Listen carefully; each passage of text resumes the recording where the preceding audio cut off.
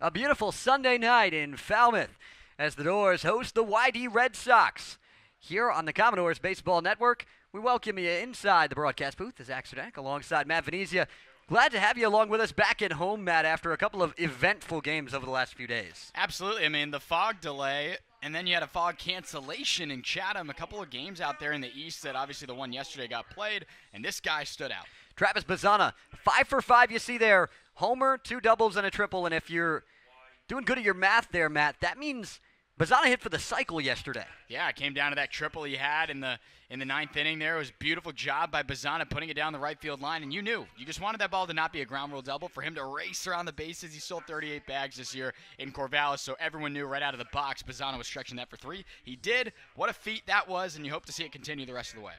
And on the YD side, there's no Hunter Hines tonight. He's getting the night off, so you got to look in the middle of that order and find Max Vieira. Yeah, Max Vieira is going to be at short. We're going to see him right there in the middle of the order in the 3-hole today. He's a 300 hitter on the year, 27 hits for the man out of Seton Hall. Look, he's going to be a good bat. You know, obviously, if you know Hunter Hines, everyone knows he's the league leader in home runs and RBIs. He's going to be a guy that's probably going to win MVP from this point forward. He's just been so tremendous. It's probably a good thing he's getting his off day here in Falmouth, but Max Vieira is a fantastic second option in the lineup for the Red Sox. We'll see what Vieira can do throughout this one. But before we get to the lineups in the first pitch, we're going to send it down to the field with the third member of our team, Destiny Sanchez. Thanks, guys. Coach Trundy is 1 win away from 500 career wins with the Commodores. With a win tonight against YD, Coach Trundy will be just the 4th coach in Cape League history to reach this milestone.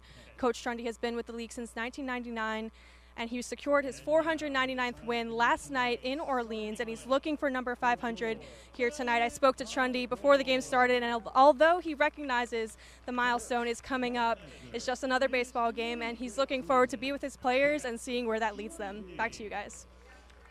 Thanks, Destiny. The countdown has been on throughout the season. We haven't talked about it a ton, but it's always kind of been there in the back of the mind. You knew that Trundy needed to get to 10 wins this season to get to 500. You were pretty sure that was going to happen in this season, and now just 1 win away. Well, I mean, the milestones come for a guy who's been here in the Cape League with Falmouth for 25 years, a quarter of the centennial that we're celebrating here. And with that comes, as you mentioned, milestone after milestone. Overall, including the playoffs, Coach Trundy well past 500, but now we're looking at regular season games. It's good to see the Commodores in this hot stretch of late because for a little while, 3 wins in the first 15, you were wondering, was it going to happen or not, or would it be way later in July? Now this hot streak has set up the opportunity here tonight against YD. And it's against the winningest coach in Cape League history on the other side. In Scott Bickler, he's also up there at about 25 seasons, 567 wins for him. And he's knocked out Trundy in the playoffs quite a bit. They've met a lot. Yeah, I mean, you're looking at 2 of the greatest coaches of all time amongst Cape League managers to this point. They've both seen a lot of talent throughout the years, and we've mentioned a lot of the guys that have come from Falmouth that are now playing at the next level. So that opportunity for the players in today's game for these teams in either of the dugouts is just so great for them to learn from managers in Coach Trundy and Scott Pickler. Both guys have seen a lot and been here for a lot, but neither of them are done. They're still going, and they're having some pretty good seasons, and both teams are playing good baseball as of late. Absolutely. I mean, you look at the East Division, YD's got a good stranglehold on that for right now at 14-8-1. The one tie, last time these two teams saw each other, a 4-4 tie over at Red Wilson Field a couple of weeks back. So you like the effort that Falmouth had in that game because Hunter Hines, 3-run shot right out of the gate in the first inning. You're wondering, wow, this is going to be a tough game. That was in the midst of Falmouth really struggling in that stretch of 15 games to begin the season. Now this is a different team, and Falmouth certainly, as we talked about in opening the door, a team you're not going to want to see at end of July and getting into that early part of August to play some meaningful games after the season ends. We'll see if these two teams end up doing that, but before, we've got a real good game here coming for you guys tonight. Got lineups in first pitch right around the corner. We're going to send it down to the field, though, for the national anthem.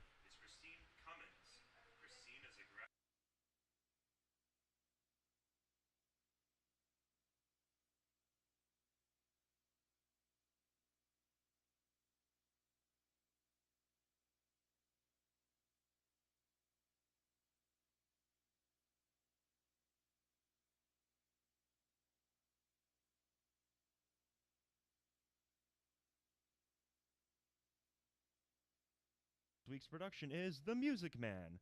To catch one of Clock's performances this summer, visit collegelightoperacompany.com or their box office at Highfield Theater in Falmouth to get your tickets.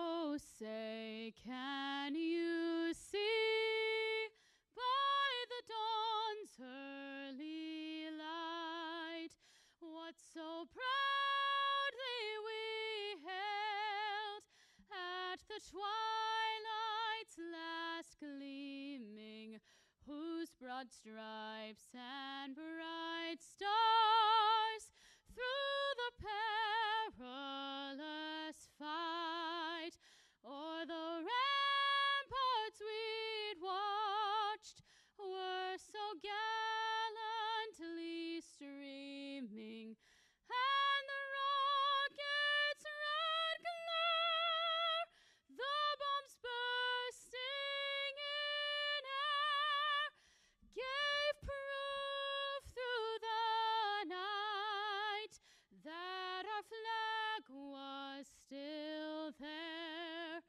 Oh, say does that star-spangled banner yet wave o'er the land of the free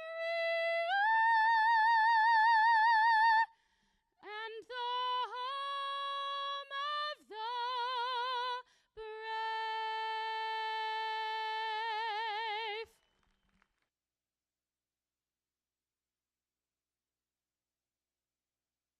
Sponsor for tonight's game is Martha's Vineyard Savings Bank.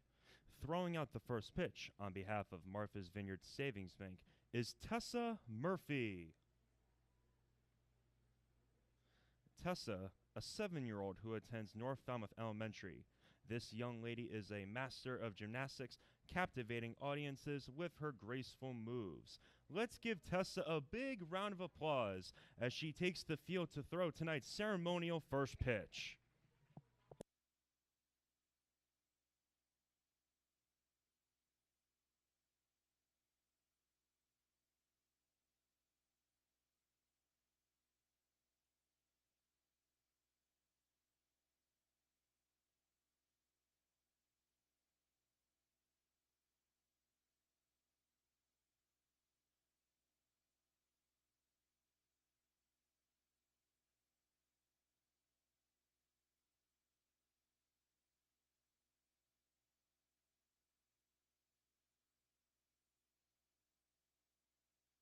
Right, folks, the moment we've all been waiting for has arrived for play ball. Lincoln Murphy is an 11-year-old who attends Moores Pond Middle School. When she's not on the baseball field, you can find her dominating the basketball court. Take it away, Lincoln. Play ball.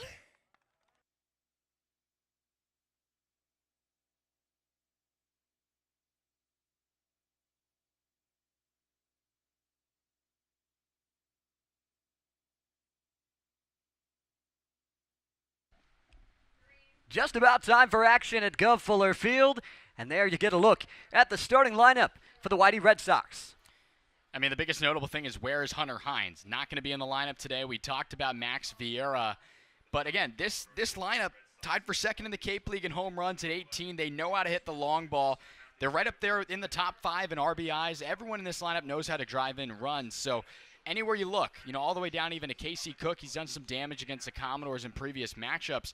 It's going to be a tough order for a Commodore debut on the mound to have to maneuver through.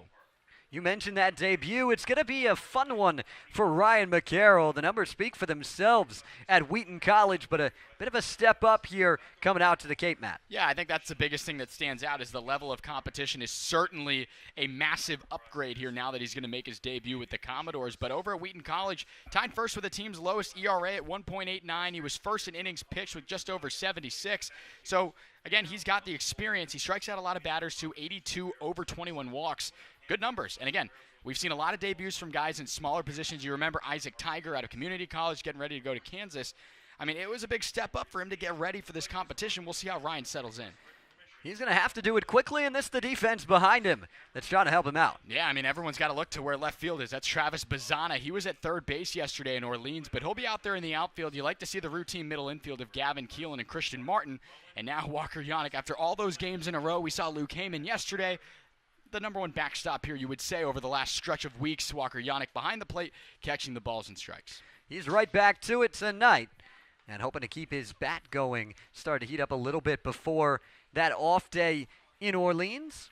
And now we'll see how McCarroll will start things off. He's a three-pitch guy. Fastball, slider, changeup, but that changeup, Matt, is outstanding. Yeah, you're telling me it looks real good, looking at the film of what he did at Wheaton College. And at the end of the day, I mean, these are big-time hitters. You're going to have a lot of guys that are used to seeing pitchers with 3 pitches. Some of the better guys, they're able to kind of mix up the repertoire a little bit and go to 4, even 5 offerings. So I would like to just see how effective he is with that stuff. Can he settle in the fastball to go to that changeup? That's going to be the biggest thing here for a guy who's probably, I'm sure, got a pitch count. We'll see what Ryan's able to offer as we get ready to go. Fires the first pitch just outside at 86 miles an hour at 6:01, and we're underway as Paxton Kling comes in. It's a debut for him as well. The number 6 overall high school prospect in the country last season. Gatorade Pennsylvania Player of the Year, and he had himself some fun for LSU this season. 289 average for the Tigers, and a called strike as McCarroll gets himself back into this count. Yeah, I mean, he's probably already had his ring fitted out for him there, a national champion as of a couple of weeks ago in Omaha, taking down the Gators. Paxton had a real good freshman year, as you mentioned, partner. Chopper over to second. Martin, a nice smooth throw on the run. And McCarroll battles back from a 2-0 count to pick up the first out. Yeah, mixing it up there. Way to attack the strike zone a little bit. Falling behind in the count, but mixed in that changeup as you were talking about and just tops it right over. I mean, that's an easy play. Christian Martin was pretty busy at second base yesterday. A lot of 4-3 ground ball outs and delivers a good one over there to McGregor, and we're off and rolling. Now Xander Darby stepping in. Infielder out of UC Santa Barbara takes a swing on the first pitch changeup and comes up empty. It's 0-1. One of those gauchos, as we've been talking about, one of the coolest mascots in college athletics, but good numbers, hit 241, 20 runs driven in a limited amount of games, only 35, but it doesn't matter. You find your way to the Cape League regardless of where you played, what conferences, whether it was a mid-major or a Power 5. You got to take advantage when you get here to the Cape League. Swings through another changeup. We hyped it up a little bit before the broadcast and in the start of it, and McCarroll is making us look good right now. And look at him. He's already on the mound, glove to the face. He's ready to go. I mean, he likes his changeup. He knows it's working here early. Let's see what he goes to here. 1-2 is the fastball upstairs. That evens up the count to Darby. 255 on the summer for the Gaucho. The break even from McCarroll. Goes to the change piece, misses low and outside, and the count runs full. It's not the worst pitch in the world, too, there. Just showing it to him a little bit, dipping out of the zone there on that arm side run. Try to find the zone here, though. Payoff pitch misses low. He went back to the changeup again. Darby disciplined and works himself a walk. Obviously, McCarroll trying to be a little bit more careful, maybe a little bit tense up there, seeing the best competition he's probably ever faced in his life here, which is okay. I mean, you just got to be a little timid, feel out the first bit of the order, see what worked to you against certain guys. But a couple of changeups there in a row, trying to find that swing and miss. Didn't get it. These are very disciplined hitters, as you just said. But now you got to contend a little bit there with a runner on base. He'll work from the stretch. Fires a fastball high to start it off. YD aggressive on the base paths, tied for third in the Cape League in stolen bases with 38. Darby has himself some pretty good speed on the base paths over at first base. He's got a pair of stolen bags already on the summer. And another 2-0 count, this time to Max Vieira. Yeah, and that time it was a couple of fastballs. They're not really able to find it. So this is the chance really for the first time being real behind an account. Does he try to go with the hot stuff again, or does he utilize that swing and miss opportunity? Gets a called strike on the fastball, but lowers it down to the knees, and it's 2-1. Well, here's the guy we were talking about, Max Vieira. I mean, he's second on the team in RBIs. He's in a real good spot here in the order to play that Hunter Hines role in this lineup today for YD. Pulls that one foul. And it's 2-2. Nice job by McCarroll to pull himself back in this count. One of his better pitches so far. That's that changeup that comes in on that right side to right-handed hitters. Jammed him inside, got him to top it over, and from 2-0, now it's 2-2. You could really go to any of your 3 pitches here. Runner goes. The 2-2 upstairs. Throw from Yannick. In time. Martin slaps the tag. Yet another runner thrown out by Walker Yannick. And just like that, one pitch away from McCarroll from a clean top of the first. Yeah, Walker Yannick with an absolute dart there. It was almost like a pitch out there, that fastball a little bit up there, and he's able to come out of the crouch relatively early there to get that first out. 3-2, swing and a miss. McCarroll with a punch out and retires YD. 3 up, 3 down. We head to the bottom half. Doors bats to the plate on the other side of the break.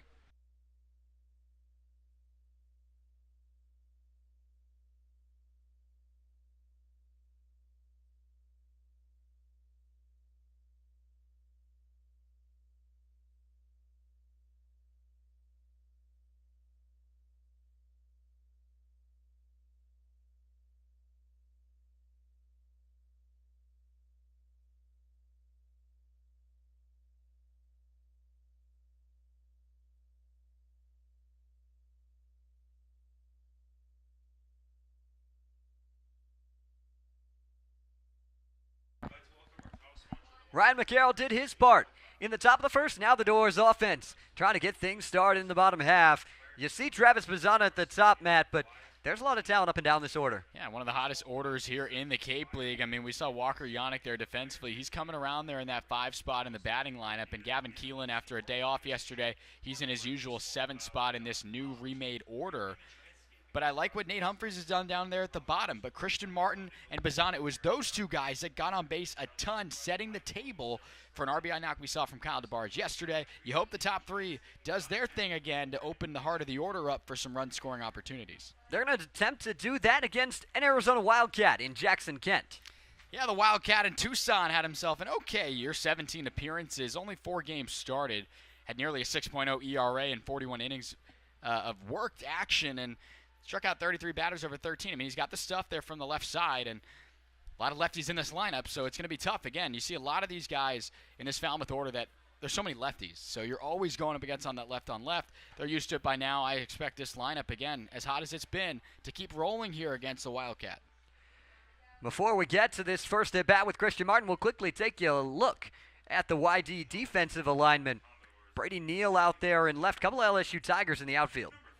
Yeah, I mean, absolutely. I mean, Paxton Kling just getting here, as you mentioned, for his debut. I like Casey Cook there in right. He's been a staple in this order pretty much since the beginning of the season. And we'll see how the Commodores handle putting the ball in play to the other guys in the field for YD. Top of the order set the tone yesterday in the win. And a 91-mile-an-hour fastball starts Christian Martin. 4-pitch mix on the mound for Kent. Fastball, slider, curveball, changeup. That's the slider outside. That curveball, more of a 12-6 type look from Kent, and then throws that slider across, gets more movement on the changeup horizontally than you see on the curveball just because of that straight drop.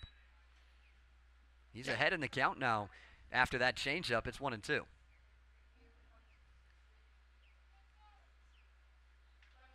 Martin comfortable working in any count. 1-2. Curveball drops in, but not enough and not quick enough. It stays upstairs to Christian Martin. It's 2-2. That was an incredible take. I think maybe just when it came down in that 12-6 motion there, just too deep in the zone from where it started. Goes the heater and punches out Martin. Jackson Kent looking smooth through one hitter, but now has to face the hottest man on Cape Cod in Travis Bazzana. Well, I was going to get ready to say that when you face a guy who's got such big drop on his breaking ball, the 12-6, you just have to stay deep in the zone. You got to let that baseball come to you, but not too much for when he gives you the fastball and you're way late on it like Christian Martin was there. First pitch to Bazzana's the changeup. Catches the outer third for a called strike. Big shift on against Bazzana. 3 infielders on the right side of second base as the fastball runs away from Bazzana. Connor Dykstra, a nice job to snag that one and even up the count at 1-1.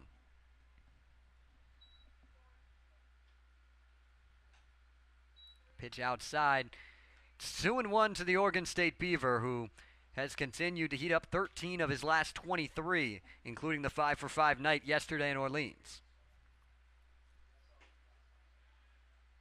Just outside with the breaking ball, and it's 3-1 now as the shift will flip.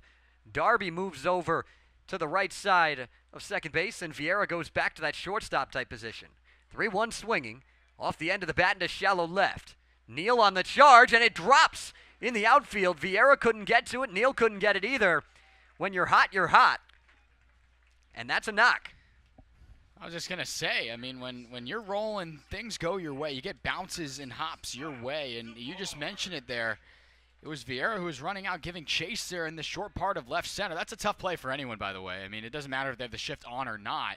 That's in no man's land. You had a hard-charging Neal. That was a fastball. I mean, he went with the hot stuff. It was in the zone.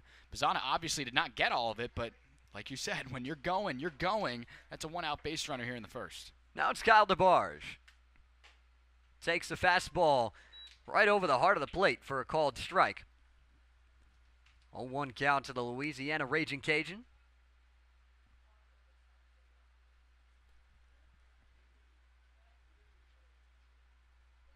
Bazzana dancing there. Runs him in, even up the count.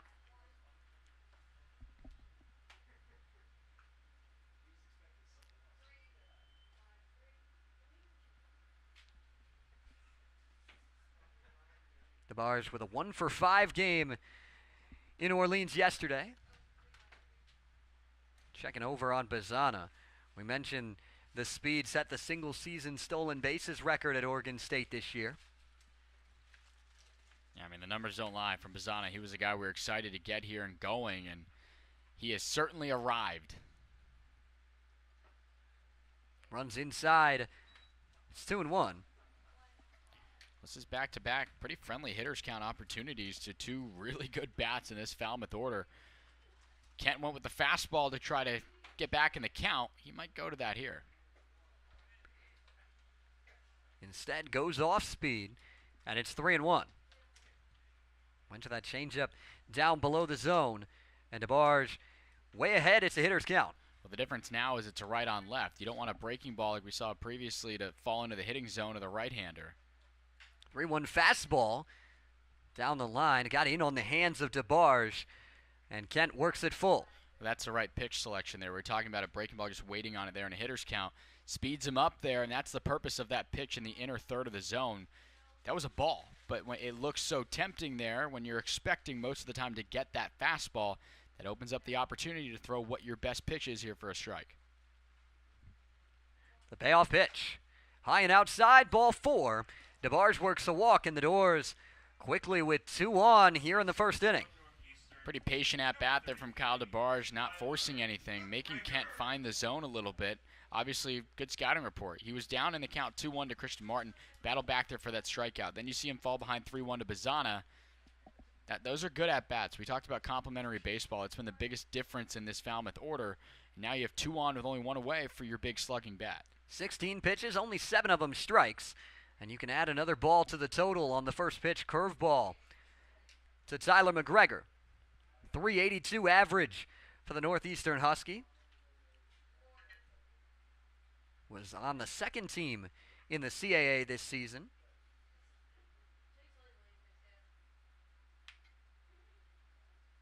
Bazzana back and forth at second base. Called strike as he drops the changeup at the letters to even up the count.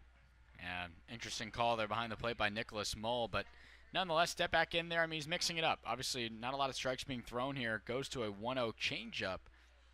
Interesting pitch selection. Not really sure McGregor was expecting it, but you reset here. Gets the call once again, this time catching the outside edge with that slider.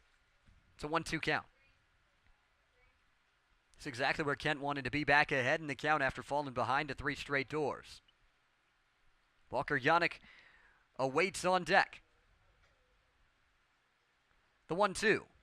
Fastball low and outside, coming in at 90 miles an hour to even up the count.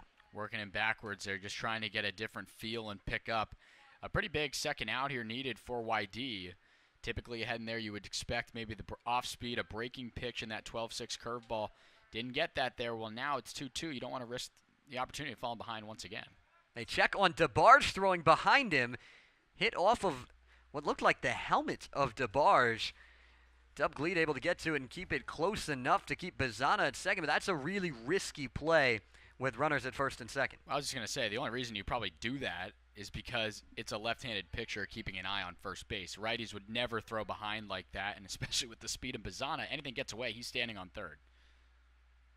Swing and a miss. Good pitch on the slider. Punches out McGregor. 2 outs in this inning, both by way of the strikeout. And Walker Yannick comes up with 2 aboard, trying to help the Commodores draw first blood. That's a really, really good pitch there, starting inside to McGregor, trying to stay with that one, sliding away from him. Just couldn't quite get a piece on that to stay alive. It's a massive out here for YD, trying to strand the Commodore runners, and it'll take something through here from Yannick to bring in Bazana. First pitch, the curveball. Yannick was waiting for it, but he's out in front. Pulled it down that line. 87 off his bat. Just couldn't keep it fair. Bazana's at second after the single. DeBarge at first after the walk. I've been real impressed with Yannick this season. One of those Bearcats we talked about. His teammate Joe Redfield getting ready for the MLB draft tonight, obviously, but you'd like to see Yannick still come through now that his Bearcat teammate no longer with Falmouth. 0-1. Can't catch up to that one upstairs. And it's quickly 0-2. Kent seems to have settled down a little bit these last couple of hitters. That was quite the pitch there. Yannick certainly a little behind on that one. Wasn't quite expecting it. You'd imagine that's a slider there up, and it's really working back into the righty. You don't see that a whole lot. That slider almost is like a cutter. He throws it pretty hard, and it doesn't have a ton of side-to-side movement. That fastball just a touch inside. Yeah, Yannick stays alive. He does a good job crowding the plate there a little bit. I think that's the only reason he's still in the box for another pitch. That one looked pretty good here.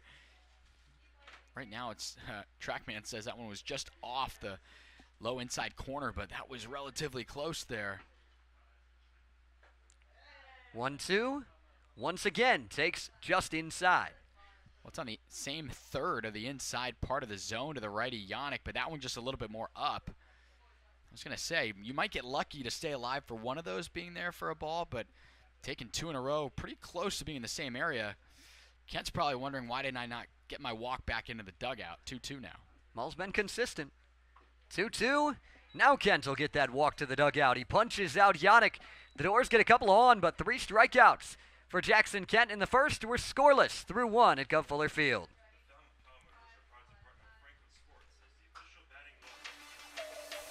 Gotta take a look back, though, Matt, at yesterday from Travis Bazana, a historic outing for the Beaver. 5 for 5. He got going out of the gate with the base hit. You thought that maybe just should be another game for him getting a couple of hits, but it was a little bit more than that. This time here in the third, had the double, came around to score on it. He would get another 2-bagger there in the 5th inning for the Commodores. And again, with all of his speed, you never question his ability to round the bases and be aggressive. Then we had ourselves a little later in the day, had a fog delay. And that comes between this swing as the second double and the next one. And you got to wonder whether the game's even going to come back. I think that's why the game continued, is because if he could see the baseball still in the fog, that means anyone can. Right there, though, that was the no-doubter. And hey, just that number there in the middle, the triple, the toughest one to get for the cycle, had one more chance in the 7th inning, and you would expect nothing less from Mr. Bazana. Yeah, well, we're showing it to you, so you got to know that he got it, of course. And Bazana sending that one down the line, just made his way in and picked it up. 5 for 5 for Travis Bazana. Yeah, I mean, just exciting. Really, really good. It was good to see that on the broadcast yesterday. And again, for the team to kind of rally around that, the whole dugout at Falmouth was barking for him to keep going and turn on the Jets, and that's never a question with the Beaver. He's able to make that, and again, it's been a long, long time. First in the StatCast era for the Commodores to get a cycle hit, but you have the numbers of when the last one was hit. I do, but you may want to keep watching because it may or may not be a trivia question, so I can't give it to you yet. Fair enough. keep watching, and then we'll see what happens. We promise by the end of the broadcast, we'll give you that number for the last time a Commodore hit for the cycle. Ryan McCarroll, back to the mound. It's Will King who's stepping up. 4, 5, 6 in the order for YD. King, Neal, and Day to face the Commodores righty.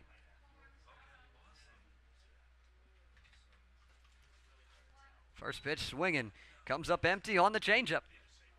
Carroll using that pretty much as his primary pitch today.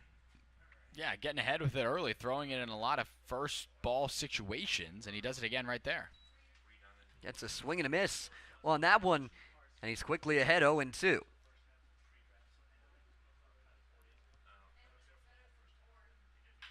Three pitches, but not a strikeout, as King lines that one into left.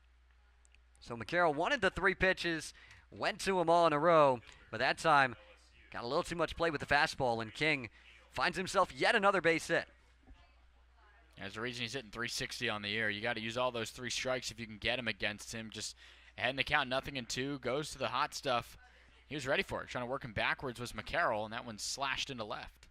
Here's another LSU Tiger. Stepping in, it's Brady Neal. He takes a called strike. Somebody that missed a lot of time in this season for LSU with undisclosed injury, but he's back to action now.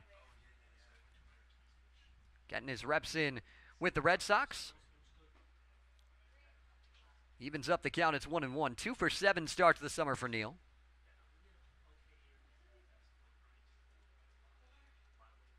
Native of Tallahassee, Florida. Swings through another changeup.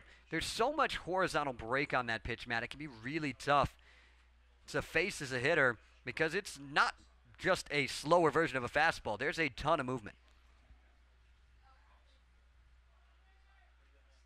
The 1-2 stays outside, and it's laid off. I was actually talking a little bit with Casey Hunt about that kind of a pitch, a changeup that has arm side run like that. It's like you said, a slower fastball. Doesn't have as much bite. It just kind of like slowly does its thing down there going away. Chopper foul on another changeup. And that's how Casey and now we see Ryan McCarroll use that changeup. Some guys just like north-south. Some guys even run it in a little bit, almost like a circle change.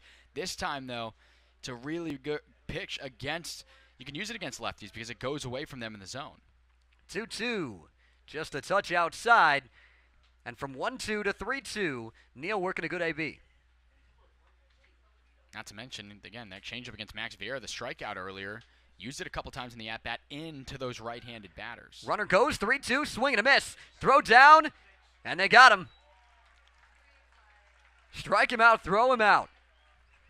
1 pitch, 2 outs for the Doors. Didn't say it the first time we saw Yannick gun out Xander Darby, but he has really solidified the backstop position for the Commodores. You remember earlier in the year, Ross Highfill and Austin Kelly, it was actually something the Commodores really weren't doing all that hot in, was throwing base runners out and contending there defensively against having the game in motion.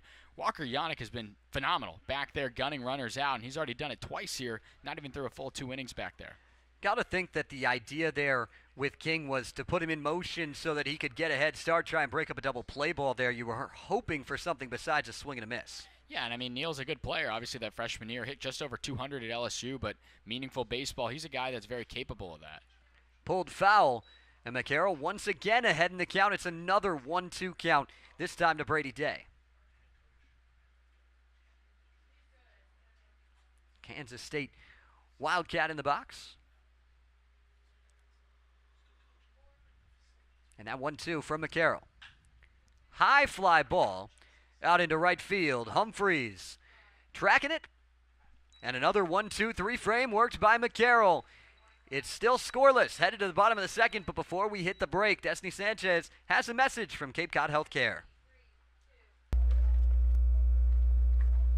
Cape Cod Healthcare is proud to be the official healthcare sponsor of the Cape Cod Baseball League, and with 6 convenient urgent care centers across Cape Cod from Falmouth to Orleans, we're ready to treat a wide variety of minor illnesses and injuries so you can get back to your regularly scheduled summer plans quickly. Open daily with no appointment needed and staffed by board-certified ER providers. View wait times at capecodhealth.org. Cape Cod Healthcare Urgent Care, minor emergencies, major attention. You're watching Falmouth Commodores baseball.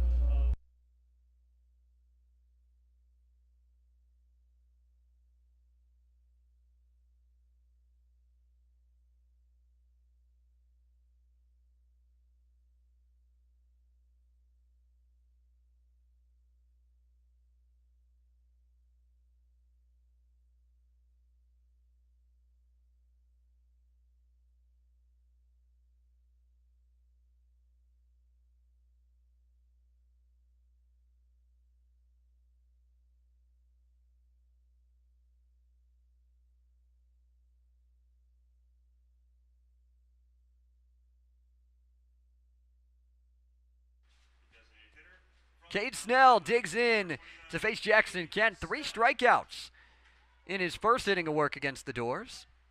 Called strike on that outside edge to start Snell. YD strikes out more hitters than any other pitching staff on the Cape, and we're seeing why early. No, yeah, they pound the zone. There's no doubt about that. And as a result, lowest earned runs allowed in the Cape League. They don't allow hits as well. They're right there at the tippy top in defensive numbers. This pitching staff is legit. 0-2 slider laid off by Snell. Like we talked about, Matt, that's in at 86. It's almost like a cutter type look as well. Only about 5 miles an hour different from that fastball. Same pitch again, and it's 2-2. Fastball's been up to 91 to this point for Kent. Cade Snell had a couple of hits in his last appearance. Takes outside. Count now full 3-2. He's really settled into that DH spot for the Doors. The payoff pitch. Swing and a miss. Elevates the fastball. And Kent with 4 strikeouts through the first 4 outs of this ballgame. I was just going to say, I don't think we brought that up earlier. I mean, he's just doing it himself. Sure, a couple of jams there. The base hit by Bazana in that blooper out into shallow left center, and then the walk from DeBarge. But outside of that, he's kind of settled in. Real nice. Using that fastball upstairs. It comes in hot at 90. I mean, he brings it from that left southpaw side against all these lefties in the order for Falmouth. Spikerman, the switch hitter, moved down in the order from the leadoff spot to the 7 hole. See what he can do at the bottom part of the order that's been so productive for Falmouth at setting the table over the last week or so. And I think that's what it is. John's been in the leadoff spot for a while for this Falmouth team, and guys are getting hot in different parts of the order. You want to see him get going a little bit. Takes inside. He's ahead in the count, 2-1. I mean, John's only got 1 hit in his last 5. Worked a lot of really good at-bats, though. He's gotten some big at-bats in RBI spots and sacrifice situations. So it's just a chance just to get him going. Called strike on the 2-1. Kent continuing to like that fastball when he's behind in counts and at the end of counts. It's a 2-2 look now to Spikerman. Soft ground ball right side. Going to be a tough play with the speed of Spikerman, but Brady Day handles it smoothly. 2 up, 2 down for Kent in the second. You could say that again. Handles it easily. I mean, by the time Brady Day released that baseball, he was right up there by the mound. I mean, that was just, you know, obviously working in different spots. We talked about Kent using that fastball a lot. He goes with it there in the 2-2. John kind of laid on it. You could kind of hear the poor contact on that, just trying to get anything you could on that bat. With all that speed, though, that's a tough play and a really good one by Brady Day. Here comes Gavin Keelan. Takes the first pitch, slider outside. It's good to see him back in the lineup today after leaving the game against Catuit a couple of days ago. After a slide into second base, he was fielding that play on a double play ball, but he's all good. Seems to be right back to it today. He was red hot before that, though, Matt. We talked about his numbers and what he did in the stretch of games in Chatham and having Brewster here. I mean, Gavin Keelan has been one of the best hitters on this team. There's no doubt about it. Had a hit in that game against Catuit, but the week prior to that with Wareham and Brewster and Chatham, that was the best baseball we've seen all summer long from Gavin Keelan. I mean, a combined 9 hits over those 3 games.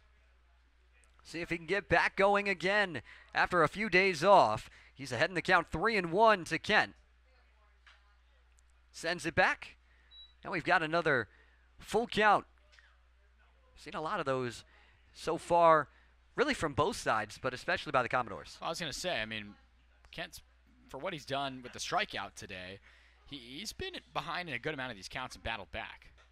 3-2 misses outside, and Gavin Keelan works the 2-out walk. Doors keep the inning alive for Nate Humphreys.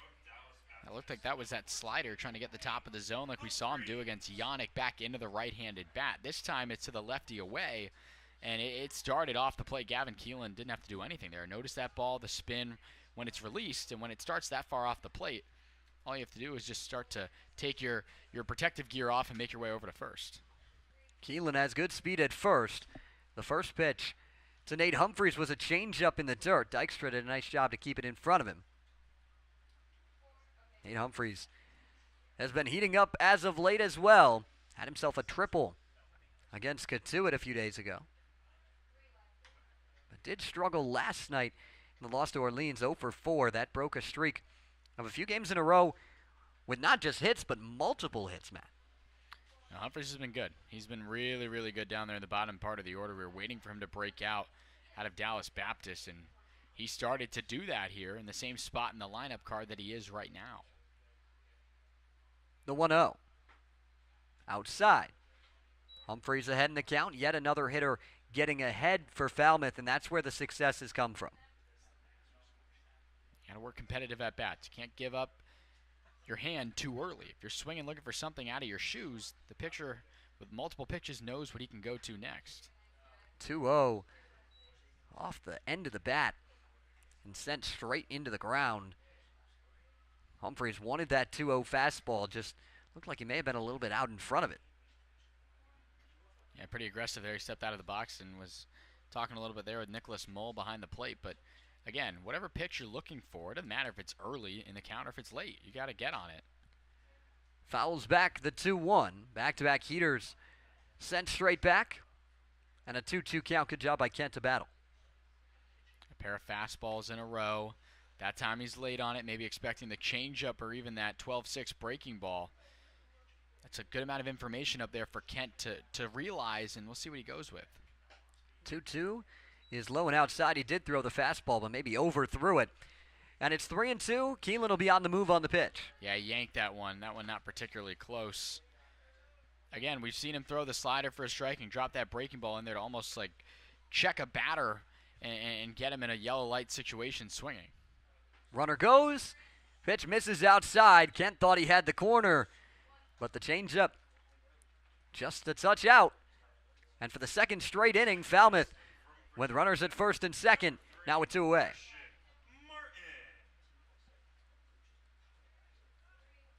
Lineup card flipping over to Christian Martin, who's been one of the best players on this team at bringing in runs. Trying to do it again right here and put Falmouth in front early. First pitch misses high, went off speed, and just never really got a good grip on it.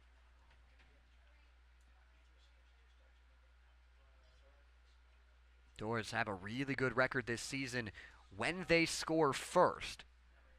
6-2 when scoring the first run. And something that they don't do well in is when they give up that first run. We saw it yesterday, but the Doors came back. Big part of that was obviously the 3-run inning in the third inning, but Bazana doing it himself there with that 3-run home run. Now you can sense that YD's feeling what's been going on with Kent, falling behind hitters in consecutive at-bats, now 3 in a row. It's a light conversation. This is a YD team that does struggle a bit in walking batters, up there in 4th in the league in most walks surrendered. We've seen a lot of them, already 3 in this ball game here from Kent himself. And we've talked about how the Commodores can't be giving up free opportunities with how the offense was struggling at the beginning of the year. Now, Falmouth has found ways to win and even sometimes lose ball games, putting up 5, 6, even 7 runs in a game or more. So you need to take advantage when teams give you those opportunities, but you can't be the ones giving it to teams, and we've seen that a little bit from both sides. Conversation is over on the mound. And Martin in a hitter's count at 2-0.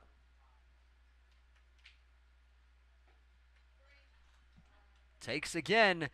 Fastball that got below the knees. He's way ahead. It's 3-0.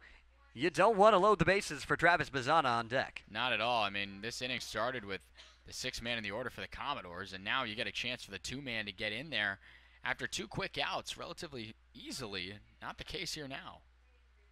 3-0 misses a 4-pitch walk to Martin, and they're loaded for Travis Bazzana. That is 3 consecutive 2-out walks issued by Jackson Kent. Well, partner, it kind of reminds me of yesterday with Cash Thomas a little bit, allowing Orleans to really stay in that ball game because he had 3 walks in a row on 12 pitches. That really set up a spot for the Firebirds, yet got out of the jam a little bit. But nonetheless, you don't want to give a team like Falmouth, arguably the hottest offense on the Cape right now, a chance on free passes. The first pitch to Bazzana goes the curveball. It's low and outside, and he starts off ahead in the count. There's a big hole just on the right side of second base. Brady Day playing out in shallow right field. Changeup runs in to Bazzana. It's 2-0. That one had some late life to it there. Kind of bit back towards Bazzana's hands. He was content with staying there, letting it be up and in. At the last second, kind of leans out of the way. But again, falling behind again in the count. It's tough as a batter. It's a hitter's count to want to swing at something. Takes the fastball on 2-0. It's tough to want to swing at something in hitter's count when the pitcher is not located like at all in the last couple of at-bats. Really good honest take there by Bazzana. Now you can look for a spot and get on it if you see it. Looked like he was going up there potentially thinking about taking a strike, Matt, for that point exactly. 2-1 swinging on the fastball, and Kent has found that pitch, and it's 2-2. So obviously that was the pitch that I think Bazzana was looking for. He was aggressive, jumped out of his shoes sort of on the swing a little bit. Didn't look like it surprised him at all, but it was up in a good spot. And again, you're just looking for one more out after the first 2 batters you saw in this inning. You got a chance right here. The break even from Kent. Breaking ball, chopped foul. Really nice pitch that caught the outside part of the plate, but Bazzana stays alive. It's been a long inning here, Zach, with after all these walks. Kent already up close to 60 pitches now.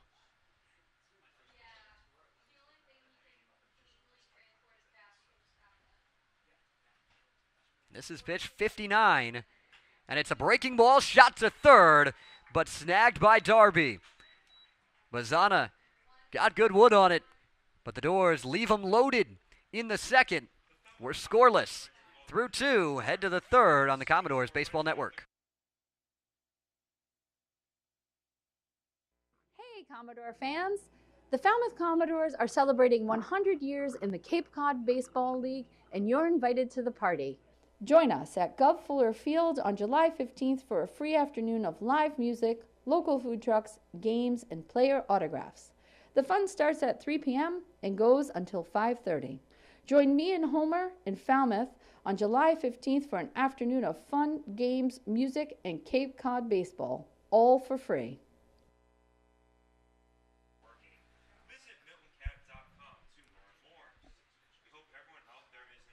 It's a good day for baseball. Gov Fuller Field. You see all the clouds, but rain not expected in the forecast just yet. Make sure to knock on some wood after that. But either way, 72 degrees at Gov Fuller Field, and it's been some breeze here throughout the day in Falmouth. A little chillier than what we've seen over the last few days. And not a lot of wind. It's slightly kind of blowing in a little bit from right, but haven't really seen anything sharply hit to this point. Bazzana, yes, that was a line drive out to third, but wasn't hit all that hard. I mean, again, the pitchers I think have settled in okay. I mean, we saw Kent there struggle a little bit with the walks, but 2 consecutive innings with 2 or more at least on base, and he's gotten out of it so far unscathed. Definitely not the recommendation to keep playing, baseball like that, but nonetheless, the hitters here have certainly kind of sort of been kept in check, aside from the Commodores getting all 3 of those to be walks. YD has had a man on base in each of the first 2 innings. They've been both thrown out, trying to steal second. So McCarroll has faced the minimum through 2 and will now face the bottom of the order for the Red Sox, and that means Dub Gleed leading it off. Went to that slider on that first pitch. We haven't seen that much from McCarroll. There gets the called strike. Going back to the fastball. Doesn't throw too hard on the mound, but locates pretty well as we've seen so far. That fastball in the mid to upper 80s, and then that changeup is electric down at about 80 to 81. That's what we talked about. I mean, you got to use your stuff. You got to get comfortable. And through this first part of the order, McCarroll really has looked comfortable going up against some of the best hitters in the Cape. 1-2, gets a swing and a miss. Went to the slider and picks up punch out number 3 and out number 1 in the third. Really, really good at bat there. We saw 3 of the pitches he likes to go with a lot. The changeup slider that finished him off there, and then obviously the fastball early on. You mentioned it, Zach. If you don't throw that hard, you need to have good secondary and even third stuff to go with. McCarroll's using all of it, and it looks really good. Here comes Casey Cook. Right fielder hitting in the 8th spot. Struggled quite a bit for YD this summer. 148 average, but had real good numbers at UNC. We didn't really see the first 2 innings McCarroll go to that slider much, but he's going to it early and often here in the third as he gets himself back in this count to Cook. And that just might be the game plan. I think with Yannick being an experienced backstop back there, obviously understanding his pitcher is making his debut, again, really big step up in the competition here. Just trusting his backstop, and so far it's looked really, really good. Ahead in the count again. 1-2. Change up just low. Good job by Cook to lay off it. We've seen a lot of YD guys swing at that pitch and come up empty. 2-2 breaking ball is popped foul. Cook continuing to stay alive. Really good late life on that breaking ball. Starts up high and then just snaps down. That one looked like its best impression there, almost of like a 12-6 or one just trying to come back into the left-handed bat. Another 2-2. High and out on the fastball, and yet another full count by these 2 teams. These hitters work. These are 2 of the best offenses, too, in the Cape League so far. They know what good pitches are and swing at them when they get them. Payoff pitch is pulled foul. McGregor snagged it, but just outside that first base bag. And another pitch coming in this at-bat.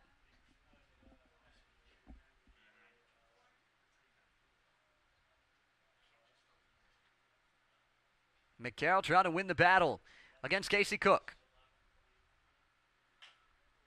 Another chopper, first base line, and once again a foul ball. And it's that fastball, too, trying to get it there in a couple of pitches in a row here, and Cook making him at least battle. And this is a team in YD that's a 254 team on the year in terms of average. That's good for 4th in the Cape League.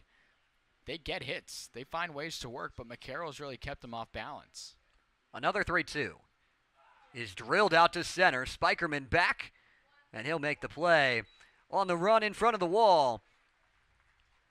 There's a lot of room in center field, and Spikerman, one of the best on the Cape at covering that ground.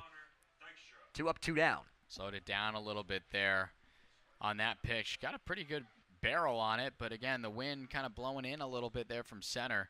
Good first step moving back by John Spikerman, and he cruises there to make that play. You can use your outfield, too. We haven't seen it a whole lot yet by either side.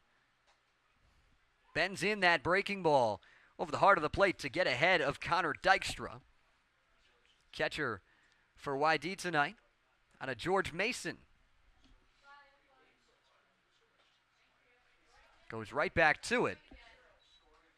Dykstra able to check up that swing and even things at 1.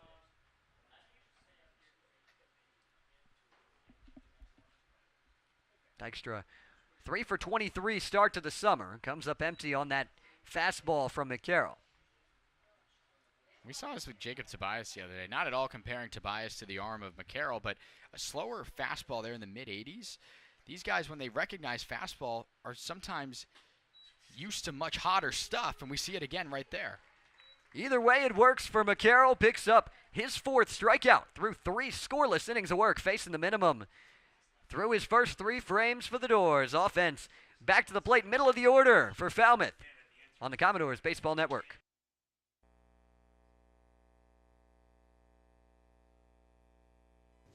Do your kids have big league dreams? Do they want to learn from the stars of tomorrow? Then check out the Falmouth Commodores Summer Baseball Clinics, where kids from the ages of 5 to 14 can hone their skills in pitching, hitting, fielding, and catching with help from the best college players in the nation.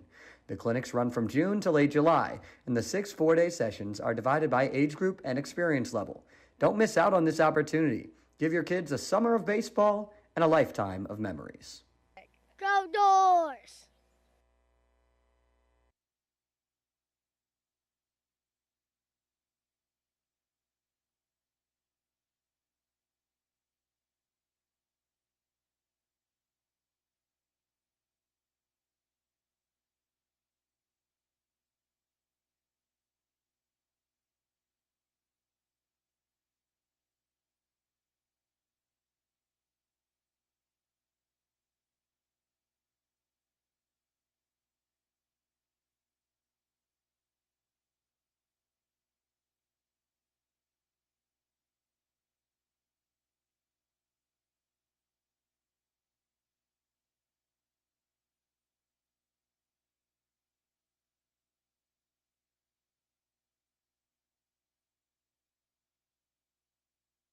Middle of the order for Falmouth. Kyle DeBarge will lead things off against Jackson Kent, who has found himself as an escape artist tonight to this point. I was going to say, he's doing his best Houdini impression right now, just trying to work in and out of jams that he's done himself with all those walks. But his line, again, the scoreboard's all that really matters. And right now, identical goose eggs up there for both sides because of what the pitching has done in being able to get guys out.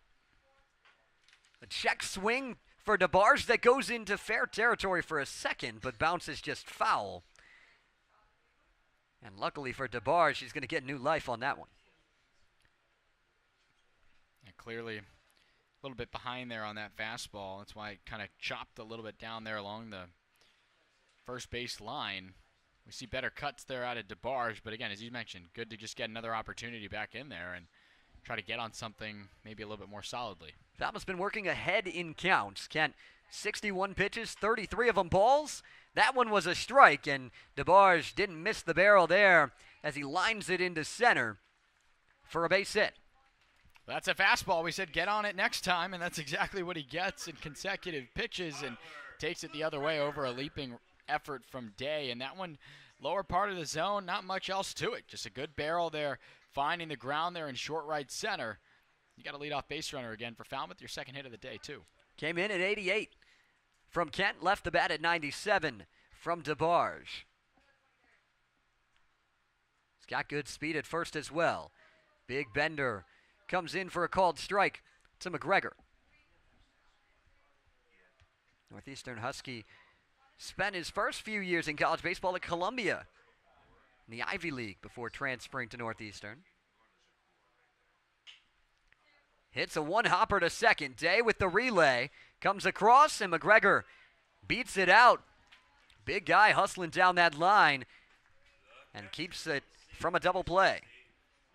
Now, how often do you see your first baseman there beating it down the baseline like that? Again, that's the fastball. We're seeing a lot of it because of, I think, the inability and the struggle to locate so far from Kent through the first now 2 2/3 part of this ball game. But nonetheless, I mean, really good effort to beat it down the baseline there and trade spots with DeBarge. Now with one away. Here comes Walker Yannick. Goes fishing for that 12-6 curveball. Drops right down out of the zone. It's 0-1.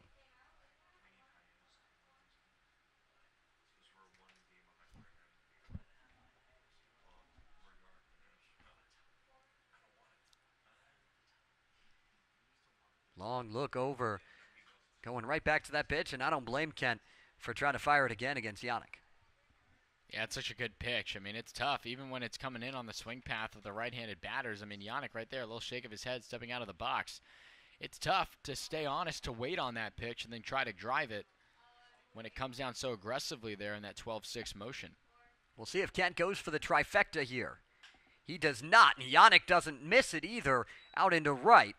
Running over is Cook. And out number 2. That time he slowed him down a little bit. Looked to be that slider coming back in there a little bit and kind of drives it out the other way. Just a little bit late on it, but again, a good piece. I mean, you're able to stay in there and be honest to 2 different types of breaking pitches, not including the changeup we've seen. Not all that much, but you always got to keep in mind that he's got 4 good pitches that he could go to. That's a good second out by YD. Now Cade Snell takes a big rip on the first pitch slider. Start off the at-bat, it's 0-1. Cade was trying to put that one over the right field wall in a hurry there on that pitch. Just not able to quite get it there on waiting on that breaking ball. Sends it right back to the screen. Kent ahead in the count. Trying to work himself out of this inning after giving up the leadoff hit. Last inning, it was 2 quick outs and then 3 consecutive walks to load the bases before inducing a line out from Travis Bazzana. 0-2 to Snell, fastball outside. I've seen a couple of those from Kent so far, just kind of what you'd call trying to work backwards there with the fastball ahead 0-2, but he's yanked a couple of them there. It's just not contested, and it's tough to have to go back to that pitch now that you give the batter a free ball in the at-bat. 1-2 is low. Spiked that one. And just like that, it's 2-2. You certainly want something a little bit more contestable. At least show him the fastball, but make it be up in the zone. Here it is. Get a chance to see how do you want to chase it or not. Those two. I mean, Cade Snell doesn't even need to have the bat in his hand. Now you have an even count. You need to find a way if you're the pitcher. 2-2 is sliced foul. Went to the slider again, and Snell able to stay alive. And that time just staying good and honest to stay back on, probably expecting an opportunity there to see a different pitch than the fastball. But we haven't seen the changeup a whole lot here. I would expect maybe one of the two. Goes to the fastball. Swing and a miss. And Snell goes down. The Doors strand yet another. 6 left on the base paths through 3 scoreless innings. For Falmouth, we head to the 4th at Gov Fuller Field. Still knotted at 0 between the Doors and the Red Sox. But before we get all the way out of here, it is not the only game going on around the Cape here at Gov Fuller Field. Destiny Sanchez has the rest of your scores. Thanks, guys. A few scores around the Cape. The Brewster Whitecaps lead the Bourne Braves 3-1 in the top of the 6th.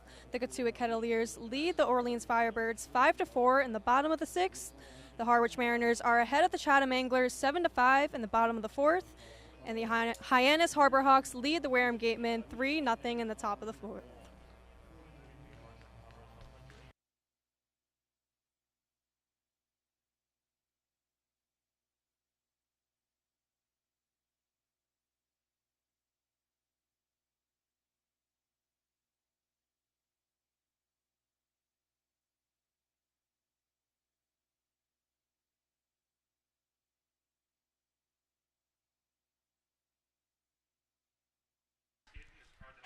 Ryan McCarroll back to the mound for the Doors. We're scoreless at Gov Fuller Field. Not much offense yet, but quite a lot of offense last night as Travis Bazana picked up the cycle. Before yesterday, we hinted at this earlier that it might be the trivia question. Well, it is. Before yesterday, when was the last cycle hit by a Commodores player? I almost got you to give it away earlier in this broadcast, Oh, Zach, but don't flatter yourself too much. I wasn't going to give it away. I'll give a hint. You'd have to go back previous to when Zach and I were born to get this answer by a good couple of years. It was a good time ago when the last cycle was hit here by a guy at the Gov. It was in a big win against Harwich, I'll give you that. 16-2 Falmouth win. I don't know that that's going to help anybody too much, but that was the score of that game. Ryan McCarroll faced the minimum through 3, now gets the top of the order for the second time as Paxton Kling fouls back a slider. And it's 0-2. I was going to say a score of 16-2. Probably have a couple guys hit for the triple in that, or for the cycle in that game. Yeah, I don't have the full box score, so I don't know what anyone else did in that game. But here goes McCarroll, looking smooth on the mound in his debut. 0-2 went back to it. 3 straight sliders to Kling, something that he didn't see at all in that first inning.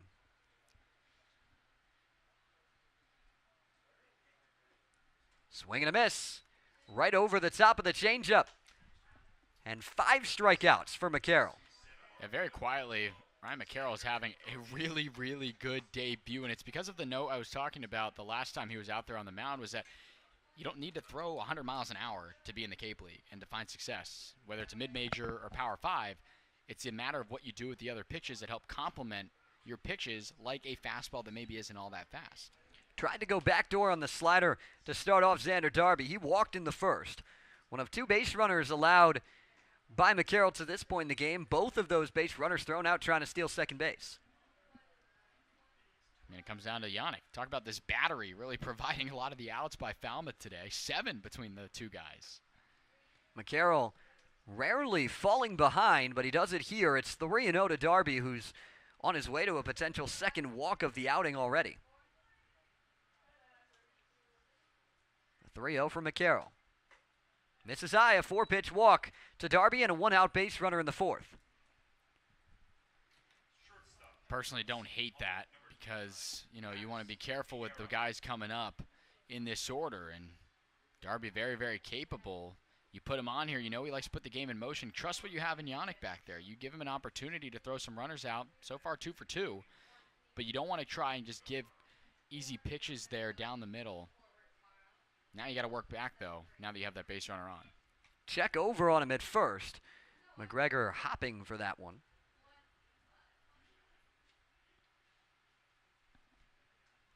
Max Vieira was a strikeout victim to end that threat in the top of the first. Another pickoff attempt. Trying to really keep an eye on Vieira. Well, you don't ever see pitch outs at this level of college baseball, I'd imagine, especially in a summer league game. But we did see a couple of high fastballs on the putout, so you could think that could be the call here. He is setting up a way. He does go to the fastball, gets a foul ball to start off Vieira. I don't think you're going for that pitch to get a swinging strike or even a foul ball, but you're lucky that that happened. You take it. You just want to keep an eye on maybe see what Xander Darby's thinking there on that pitch. Now, he's smart, too. He's probably expecting that that was on. Now you maybe get ready. Seton Hall Pirate at the plate gets himself back into this count.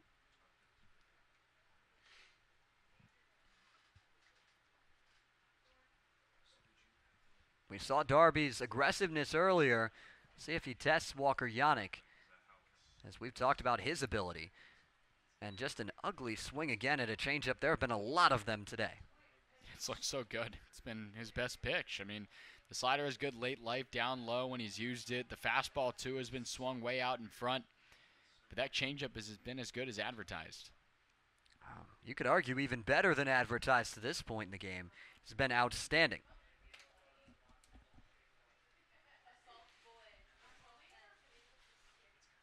Carroll working from the stretch, somewhere he hasn't had to work from much today. Misses upstairs with the fastball. It's 2-2.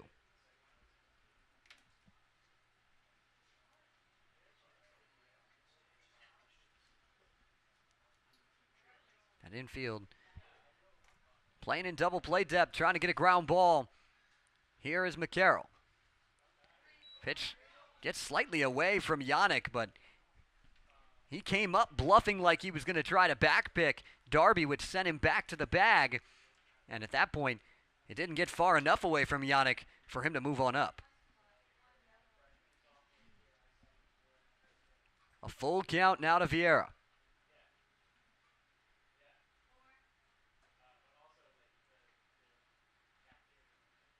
The payoff pitch. Fouled back.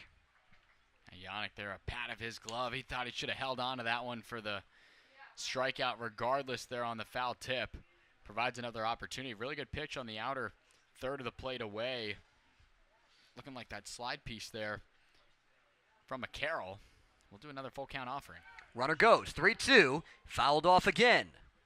That would have been real close, but Yannick was ready. I mean, he was up and ready to go. That's the first time we've seen Darby break to second base. Trying to test his luck again and try to even up the battle between Darby and the backstop in Walker Yannick. And he got a really good jump there. That would have been a really tough play from Yannick. The third attempt at a 3-2. Runner goes again. It's a fastball high for ball 4. Oh, if that was a strike, Zach, that was not a very good jump that time. Really slow job there kind of to get the legs churning there by Darby. And Yannick would have totally had him, I think, if that one is in the zone there. But nonetheless, you know, back-to-back walks. That one more contested, obviously, was not a 4-pitch at bat, and that one certainly had a lot of foul balls and different offerings as well.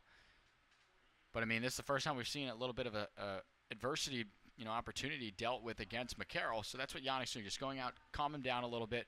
Pitch count's been real, real good today, and you don't want this solid debut to be hindered on 2 walks coming back to bite you. Gonna have to battle through this inning. Cade Woods starting to stretch in the bullpen for the Doors.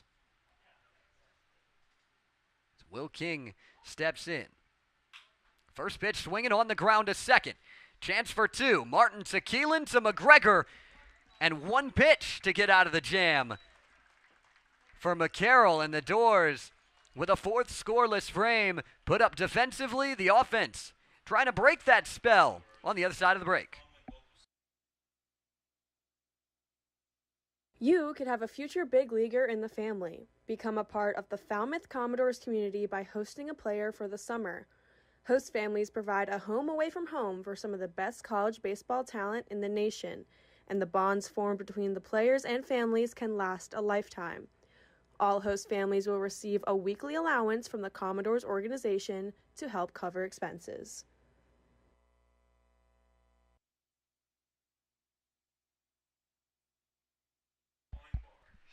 On this day in history, back in 1946. It's All-Star Weekend in 2023. Well, it was All-Star time back then, and Massachusetts legend, a Boston legend, Ted Williams, was outstanding as always. Yeah, maybe trying to find some of those offensive numbers in this ball game so far today, but Ted Williams, great Red Sox, putting up some really, really good numbers there in the Midsummer Classic game. But nonetheless, I mean, it's exciting time now. You got the Home Run Derby tomorrow up in Seattle. A lot of good talent getting ready, including former Falmouth Commodore and Adley Rutschman getting ready to go there. And the MLB draft is starting right now. We're about to find out who's going to go at the top of the draft. Keep an eye on my Washington Nationals there and who they'll have at the number 2 slot. Should be fun to see the next wave of talent that, you know, both of us have gotten to kind of see a little bit here already, with some guys being here in the first part of this Cape season, doing what they have to do in front of the scouts, hoping that their last-ditch efforts there to put them numbers up work out well for them, and it all starts tonight. You got Braden Taylor, a former Commodore from last summer, expected to be called very early tonight. Spikerman is even in the count after taking the first pitch changeup, and then that curveball stayed upstairs.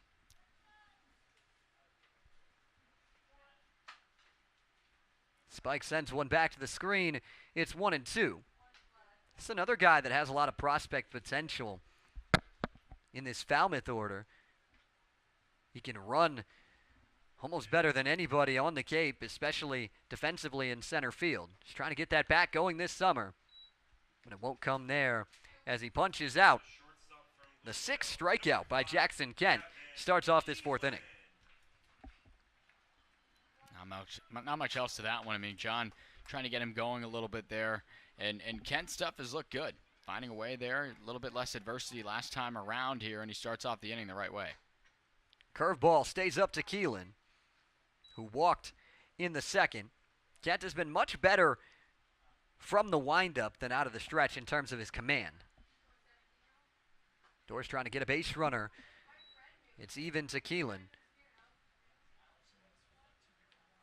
Both the curveball and the slider have been working for Kent over the last 2 innings. He seems to have found the feel on both of those.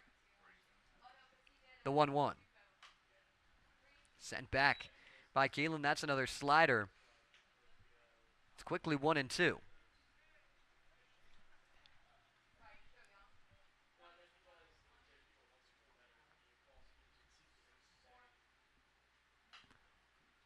Another one sent back out of play. Keelan continues to battle. Yeah, good job there by Gavin to fight that one off a little bit. But again, back-to-back 1-2 counts here from Jackson Kent. That one roped down the line in right field. It gets down for a base hit. Keelan taking a big turn around first. He's headed to second. Puts the head down. The throw gets away out into left field. Keelan will hold up at second. But a hustle double from Keelan, and the Doors with a man in scoring position with just one away. Got on that pitch without a problem, roped it down the right field line, took a couple of hops on Cook, and I think out of the box, Gavin Keelan's already expecting that, watching as he's going down the first baseline, depending on how Cook rounds that baseball, if he's going to decide to take that wide banana turn and book it to second. Personally, I thought he was just going to take a wide turn and get back, but then he made that decision, and then the throw gets cut off by Day, and that's all you need to see there. The throw didn't even get into second to make it contested, and now you got a one-out base runner in scoring position. And it's Nate Humphreys at the plate. There is an arm up and warming for YD. It's Jason Doktorzik out of Nevada getting loose.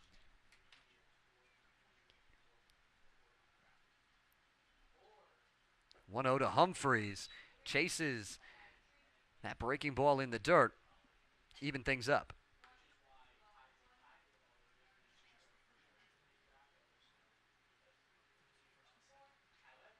Keelan with good speed at second base. You just saw it on that double. Base hit to the outfield. Could put Falmouth in front in the 4th. Humphreys slices one out to left. Neal has a good read on it. It's right at him for out number 2. The second baseman from Virginia Tech, number 3, Christian. Yeah, you hate to have an out there go to left field. If you hit that to right with all that speed, Gavin Keelan's able to make that close there and trying to stretch it to third. But now they're going to the opposite field, and Neal And now it's going to take an effort here at the top of the order from Christian Martin to bring in the first run of this ball game. Martin 0 for 1 with a walk to this point against Kent. Check back on Gavin Keelan. He's in time.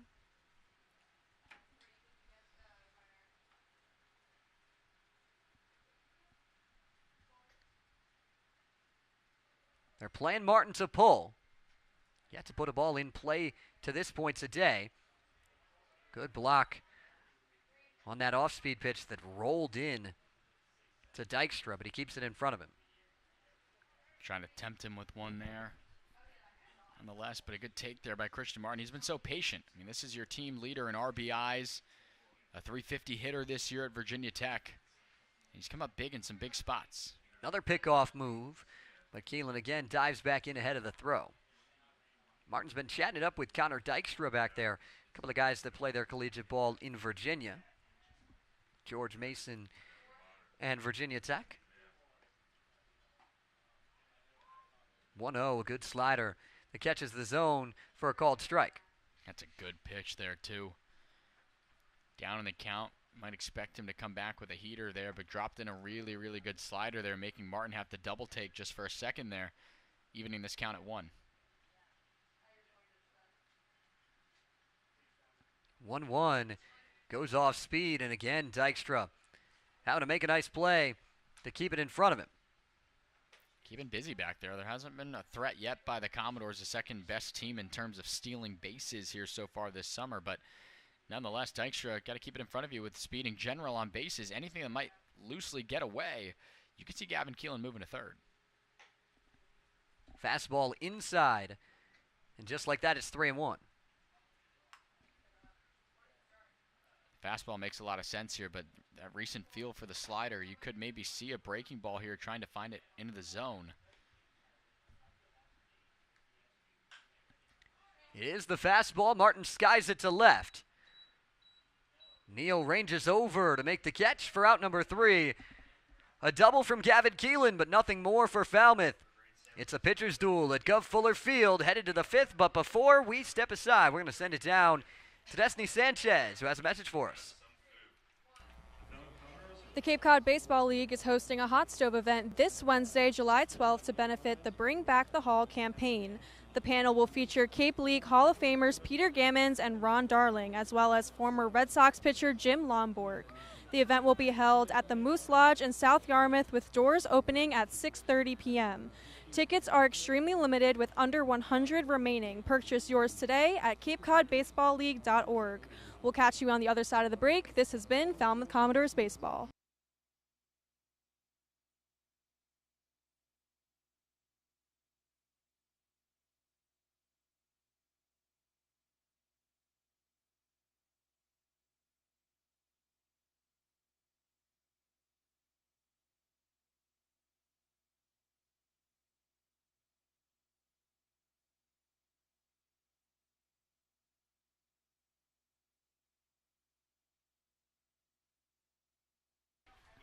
Back at Gov Fuller Field, through 4 innings of play, we're scoreless between these two teams that have a bit of a different setup in the standings right now, with YD on top of the East Division, Falmouth at the bottom of the West so far.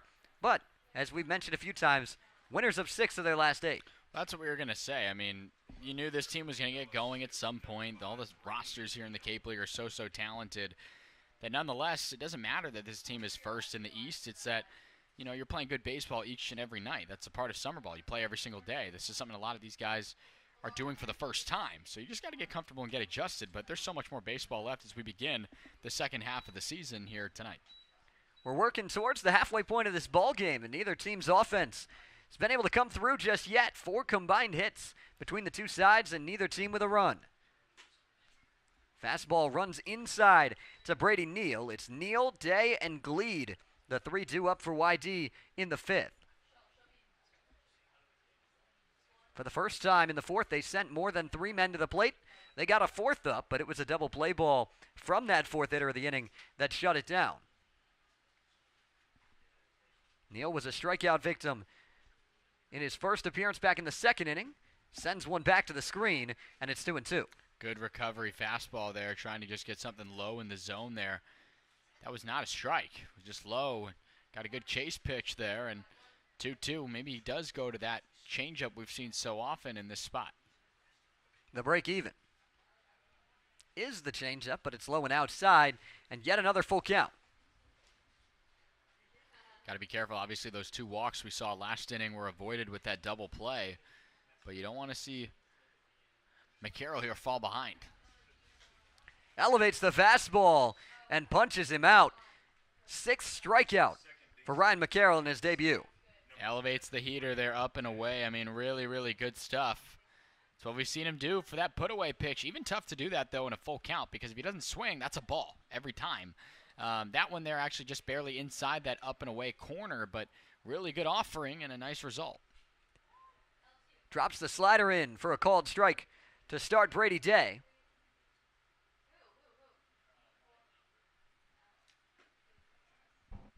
Down on the changeup, laid off by Day this time. He flew out to Nate Humphreys in right field.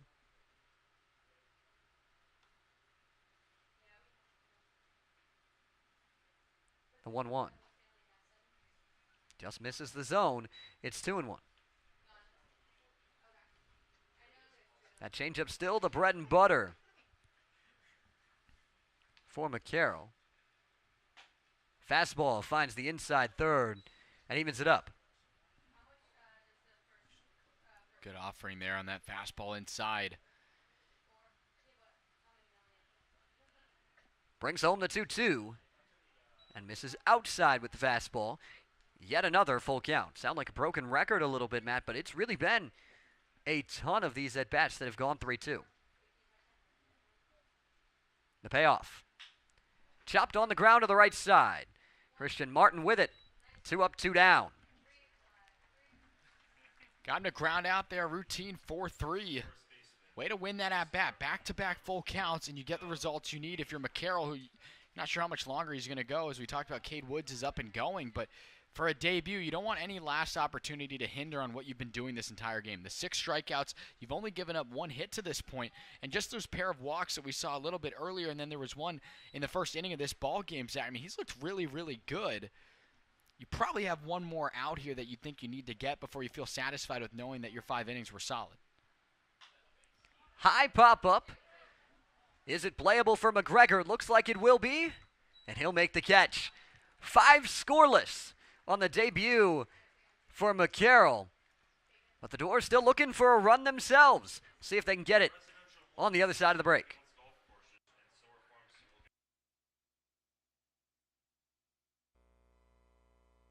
Priscilla Peruzzi and been a host family for the 2nd year. We found that every single player, even those that weren't staying with us, were polite, respectful, and really appreciated what you were doing for them. After a while, they were bringing home players, and they were always hanging out down in the man cave. Almost every day is another memory that you make. We even have friends of ours that will text us and let us know, did you see what happened? We've gotten a lot of other people supporting them as well.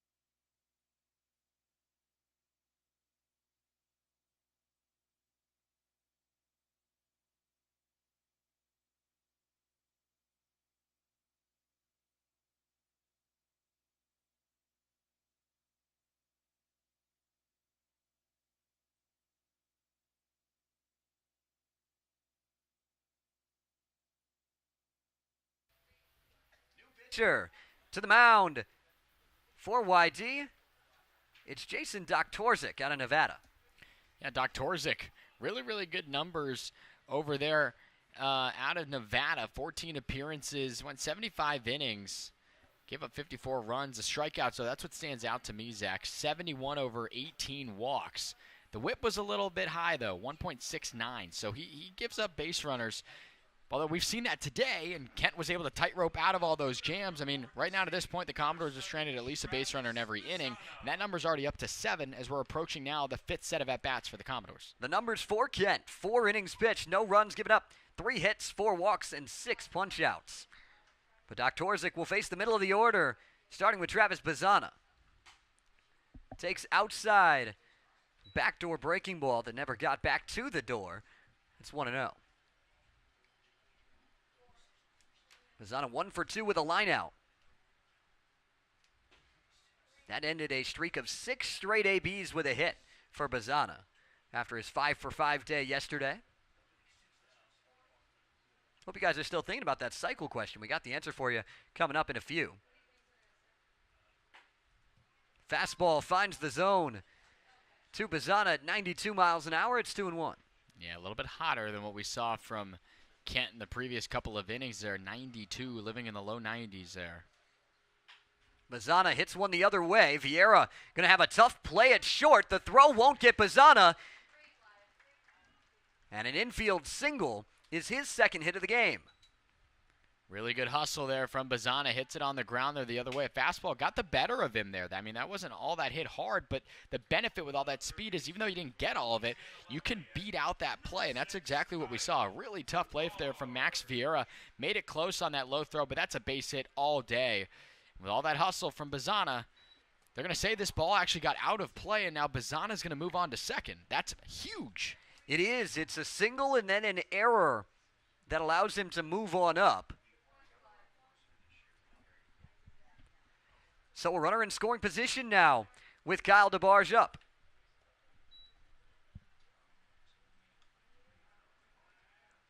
And a check back to Bazzana at second. With his speed, a base hit from DeBarge could put the Doors in front. This is already the second latest that we've gone scoreless in a game this season between the Doors and anybody else. DeBarge lays down a bunt. First base side, it's a sacrifice that moves up that runner to third. Smart play. You got speed there in DeBarge. You never know if he'll beat it out, but that's a right play there in a pitcher's duel to this point. Now anything pretty deep. Doesn't need to be actually all that deep. You got so much speed there in Bazzana. But you trust this bat in McGregor. The infield's all the way in, though. You got to make sure it gets through there if you want to take the lead. Infield coming in early in this game, but understandably with how the pitchers have been.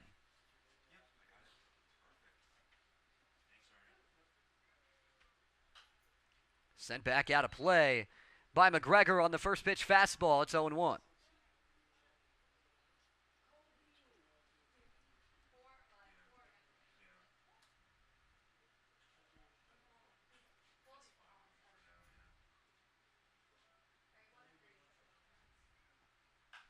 One sliced out of play as well. Have to put the ball in play here if you're McGregor. Need to be productive if you're going to get out. That's the key. It's got to be productive. I mean, he knows that better than anyone with that average skyrocketed over 400 here to this point. He has been everything in that word, productive.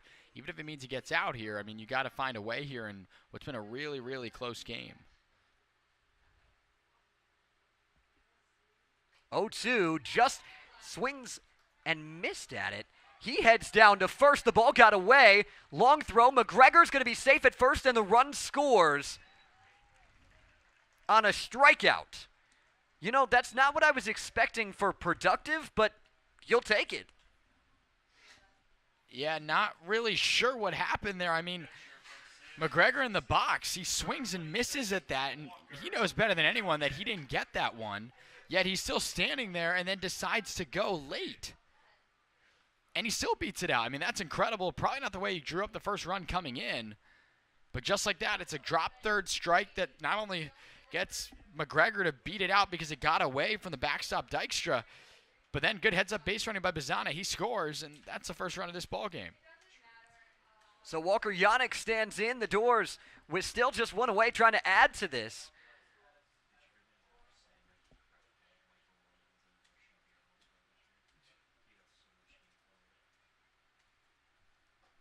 Big breaking ball. They can't get back to the zone to start off Yannick.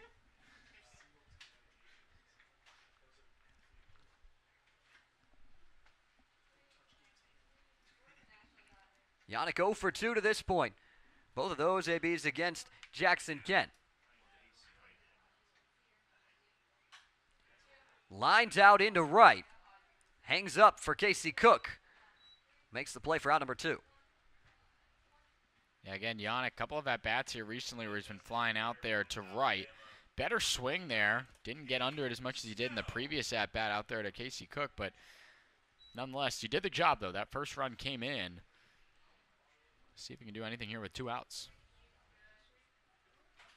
Here comes Cade Snell. 0 for 2 with a pair of punch-outs. I'm sure he's glad to see a different arm, and a right-handed arm at that, in Doc Torzik. Fires a fastball outside. Start him off. Pitch just missed out.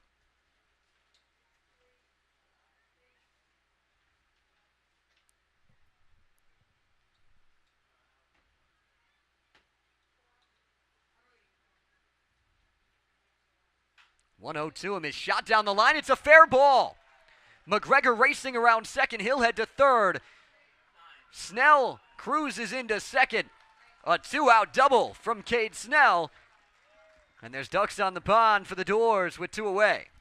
Talked about the 2-out magic. You're seeing a little bit of it there. Really good at-bat work there. Got the fastball, and again, didn't get all of it. That's kind of been the theme of this ball game to this point. Kind of some weird offense that's been put up. The Commodores have 5 base hits, and only one of them, I think, the DeBarge the base hit over into right center, and even, I guess, Gavin Keelan's double he had down the right field line, but that's been about it. Really good effort there on the fastball to just barely get enough of it, chop it down the left field line there. Darby not expecting it on that sharp opposite field side, and now a base hit probably brings in 2. John Spikerman trying to do just that. Fouls back the first pitch from Doc Torzik. Falmouth trying to give some run support to Ryan McCarroll, who was outstanding in his 5 innings of work to this point.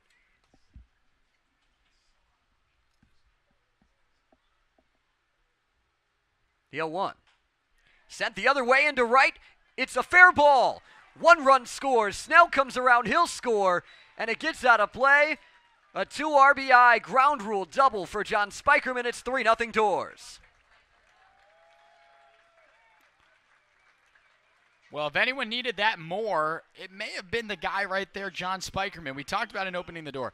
Guys coming up big, picking up the slack for other people. John Spikerman himself, I mean, he's got moved down in the order a little bit. He's been not hit himself to this point, but finds a way in this third at-bat of this ball game to put one down to the left field line. We said he was going to take a base hit. John says, I'll do you one better. He puts one down the other way. It was only 78 on the gun. Way to hang in there on that pitch.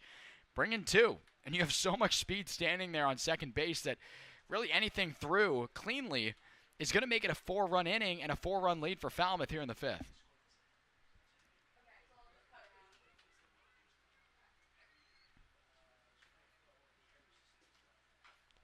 Chop back to the screen by Keelan.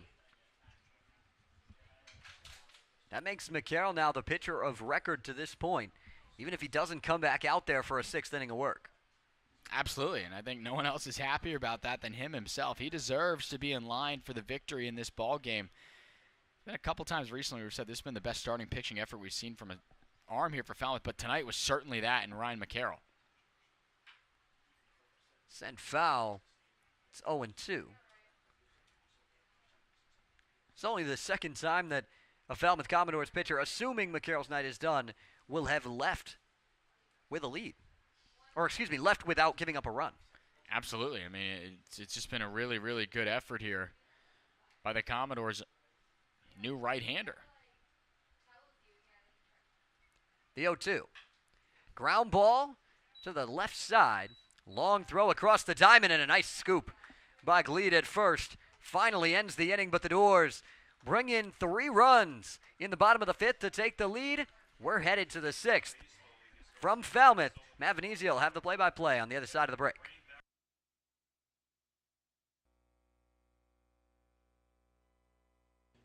The Falmouth Commodores merch shop is the one place to go for all your Commodores merchandise. Check out our full collection of hats, including the official game hats of the Commodores, along with shirts of all kinds. And for those colder nights, don't worry, we've got you covered with hoodies and jackets. We've even got bats, balls, pins, and more for all your collecting needs.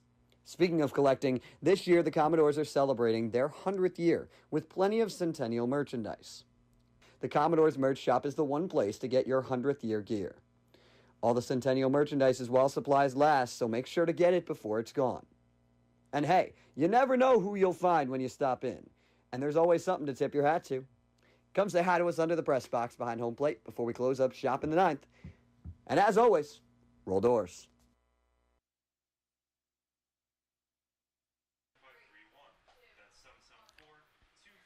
There's a new arm now on the mound, Ryan McCarroll's day, as we were mentioning, coming to an end here. One of the best outings we've seen from a Falmouth starting pitcher today. It'll be Cade Woods. We'll get his numbers in just a second.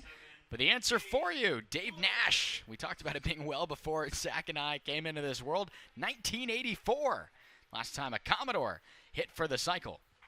I think you might have made some of our viewers feel old a little bit there, Matt, with the mentioning of our ages out there. But, you know, either way, 1984, the last time in that 16-2 win over Harwich that we mentioned. Dave Nash, a Central Michigan Chippewa. Well, for those wondering, 3 months away from my 22nd birthday here. And you've got me by a little bit, too. That's true. A little bit older, but that's okay. Cade Woods getting ready to go here in this 6th inning. Now a massive lead here now. As we mentioned, Ryan McCarroll, the pitcher of record for Falmouth. Moving forward now. We'll get his numbers for you in just a second there as he begins to warm up. But Matt Venezia, Zach Sardenik, Destiny Sanchez, and others bringing it to you here from the Gov. Falmouth trying to build on 2 consecutive wins after the effort yesterday at Orleans to come here at the home field at the Gov on top 3-0. And there is Cade Woods out of Alabama.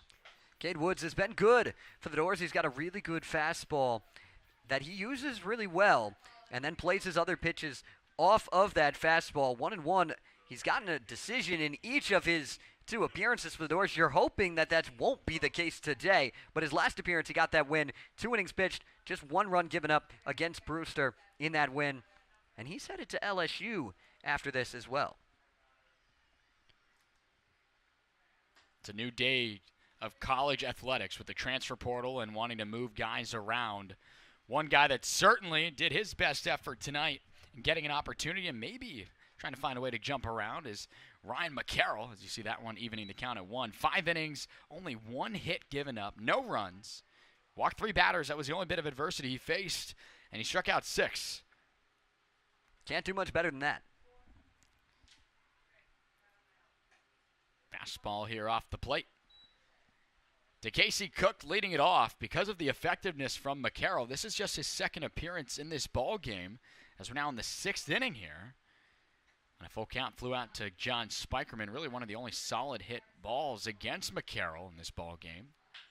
Here's another one here sharply on a line. Couple steps back, and John Spikerman with the first out of the inning. He's hit it well both times, but when number 17's out there manning center field, you're going to have to hit it a lot harder and a lot further to get it over his head. Trying to hit it further here than the previous chances. Connor Dykstra struck out. Wasn't able to put the ball in play in his previous and only opportunity today. It concluded the 3rd inning for Ryan McCarroll. Part of a stretch of time where we saw 9 up in order and 9 down with the help of a double play ball and some effectiveness with some defensive efforts from Walker Yannick behind the plate, getting some base runners out.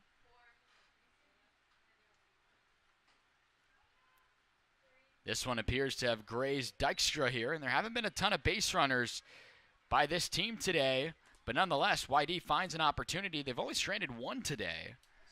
Good job by Falmouth to, in these cases, after we saw the 3 walks, a hit, now a hit batter, to strand base runners. They've done it very well today.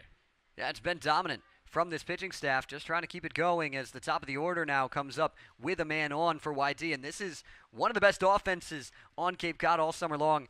You can't take any sort of relaxation with this lineup at the plate. That is very true. You need to be wary of a team that is right up there at the top, tied for second in home runs. They can beat you in what you call a bloop and a blast. That's a situation that's sort of been set up here because of that hit by pitch. First pitch here, fastball low and away, getting the zone from Cade Woods. We mentioned Woods getting ready to transfer out of Alabama, but again, led the group with the Crimson Tide this past year in strikeouts with 37. He's capable of doing it himself.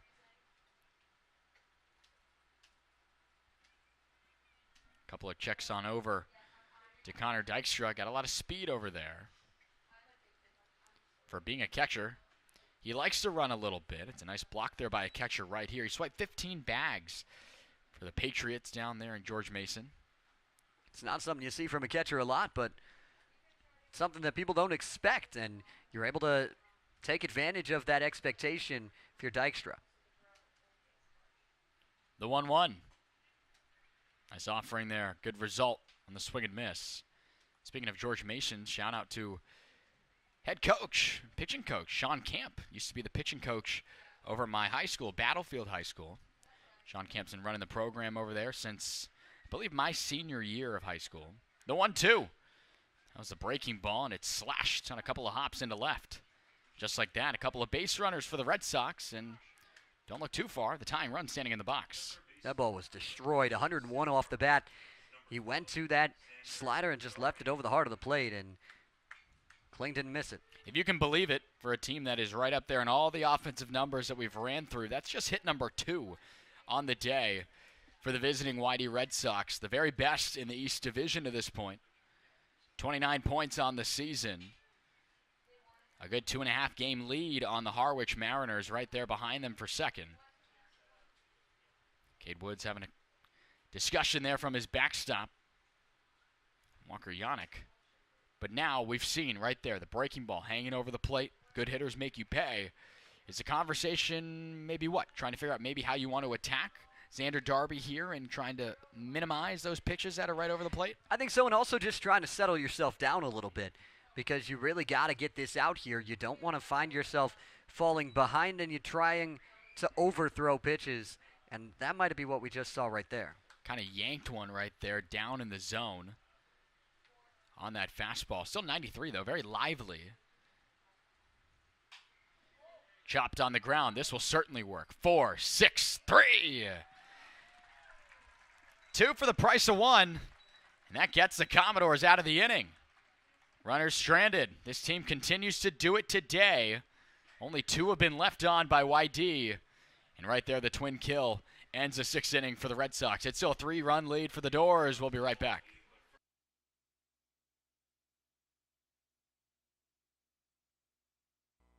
Hey, Commodore fans! The Falmouth Commodores are celebrating 100 years in the Cape Cod Baseball League, and you're invited to the party. Join us at Gov Fuller Field on July 15th for a free afternoon of live music, local food trucks, games, and player autographs. The fun starts at 3 p.m. and goes until 5:30. Join me and Homer in Falmouth on July 15th for an afternoon of fun, games, music, and Cape Cod baseball, all for free. Here in the broadcast booth, Matt Venezia, Zach Serdenik. The story of today, as the offense came alive there with the 3 runs in the 5th inning, was hopefully being able to provide for the best starting outing you've seen from a pitcher who happened to be making his debut today. Ryan McCarroll was fantastic. He was outstanding. 5 scoreless, and that's all you can ask for from him. He just continued to get it done again and again. The defense made plays behind him. You just saw it for Cade Woods there with a double play ball. Well, McCarroll got one of those too, and he found a way to strike out 6 batters, even though he's not overpowering. That kind of goes against the modern take on pitching where you've got to throw the fastball really hard. He doesn't, but he has a really good changeup and a really good feel for that slider as well. We said it a little bit earlier. McCarroll led Wheaton College in strikeouts with 82 as well as innings pitched, so he was certainly their guy to go to in weekend opportunities, and you got every bit of it today. 3 walks and 1 hit. I mean, you couldn't expect much more to keep your offense in the game, not to mention an offense in Falmouth that has been as hot as they come. Yeah, I mean, he kept Falmouth in this thing and sell their offense could get to the top pitching staff on the Cape in YD, and the Doors able to do that back in the 5th. We'll see if they can add any more. First pitch swinging, Humphreys on the ground. Pretty routine there, 4-3 on the putout. One pitch, one away for the Red Sox defensively. I like the aggressiveness now. You saw what you had last time with the Doors able to get to Doc Torzik in the 5th. Come out swinging on that fastball early this inning. Christian Martin stepping in now for the 4th time tonight. Trying to find his first base hit, reached with a walk back in the 2nd. Officially 0 for 2 on the day is the Virginia Tech Hokie standing there in the box. Trying to add some insurance here. You can never have too much against a staff that is right up there at the top in pitching, and also offensively, YD is as well-rounded as it gets. There's a reason they're at the top of their division. They just continue to play really good baseball all season long. The only team better than them on the Cape is Katuitt, and Katuitt just finds ways to win games. I mean, they won tonight 6-5. They had 5 hits and scored 6 runs, even though they gave up 10 hits. Big wave and a miss there. That was the heater upstairs coming in at 93. Evening the count at 1. Doc Torzik really brings it there, settles himself before firing there, and you see another one fouled straight back. Almost kind of settles in a rest position, sort of maybe loading up when he's there on his right leg before lifting his lead leg. He's got Martin where he wants him here. And he'll do it again, the 1-2. That missed by not a whole lot. Tried to drop the changeup on Martin.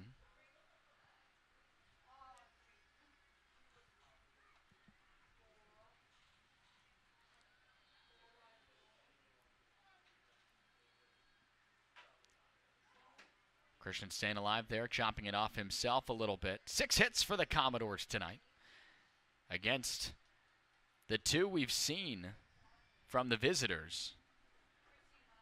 And every bit of this performance by Falmouth today has been pretty inspirational moving into some tough contests coming up. Wave and a miss. Tried to speed him up there a little bit on the outer third. And nice effort to fight back in it by Doc Torzik there. Makes it 2 up, 2 down quickly here in the 6th. He's settling himself in a little bit, which is what Whitey was hoping he was going to do when he entered right away, but it took some time, and it started with Bazana's AB able to find himself that infield single. So now it is Bazana. Told you a lot about him over the past couple of outings for Falmouth. And again, entered today's contest, a .340 hitter here in the Cape League. Right up there in the top 5 with the Commodores in that number.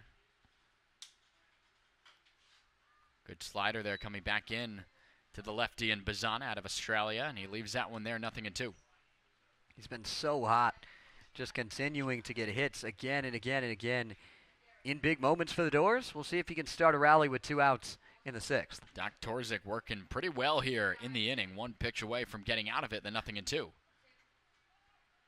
Zana sends it foul, getting into the stands, and the visitors gather there with their lawn chairs here. We'll do it again. Just continuing to see good baseball, and that's why these fans come out here on these nights in Falmouth, and they're continuing to see it from the Doors right now.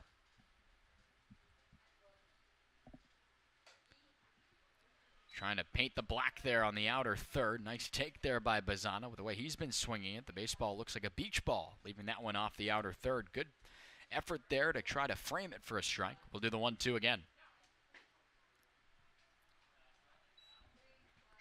Same pitch, same spot, same result.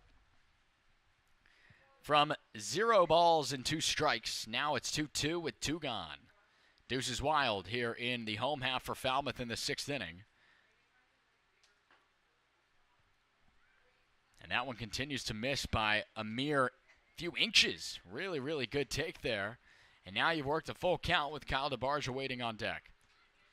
He just cannot catch that outside corner to Bazana right now. looking for the put away and a chance to extend the inning both sides. And that one's off the plate. Runs off there with the fastball. And it's a 2-out walk worked by Travis Bazzana. He's been on 3 times today in his 4 at-bats. It's a 2-out base runner. The discipline there. 4 straight pitches there on that outside spot, just a little off the plate. And Bazzana, credit to him, he lays off it every time and ends up getting himself on base. Doc Torzik, we mentioned, out of Nevada, getting ready to play baseball with the Boilermakers in Purdue. Has really, really good stuff. We've seen it here, and that stuff looked pretty good. Yet, again, you mentioned the disciplinary action there by Bazzana to take it there. And now you get the Ragin' Cajun Kyle DeBarge, tonight's third baseman for Jeff Trundy, looking for his 500th career regular season win tonight. Almost getting a little antsy there was Bazzana. He just barely got back in. And that is the one worry with the type of lead that he takes, where he kind of shuffles off. If you time it correctly as a pitcher, you may have a shot to get Bazzana, and gave himself a chance. Bazzana does a nice job to get back in there.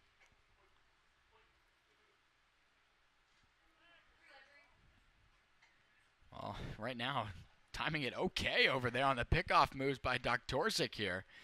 He's waiting for it. He's sitting there holding, waiting for Bazzana to jump before he throws back. We'll see what he decides to do here. There's the jumping from Bazzana. Good look by our crew here. Slider there getting the upper part of the zone away there in the outer half. Our camera operator is helping you out today.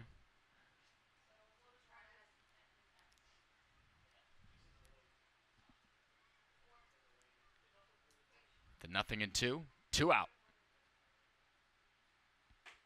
Nowhere near. Was a purposeful pitch out there with Dykstra maybe wanting to just do it himself there with the gun behind the plate. 1-2. It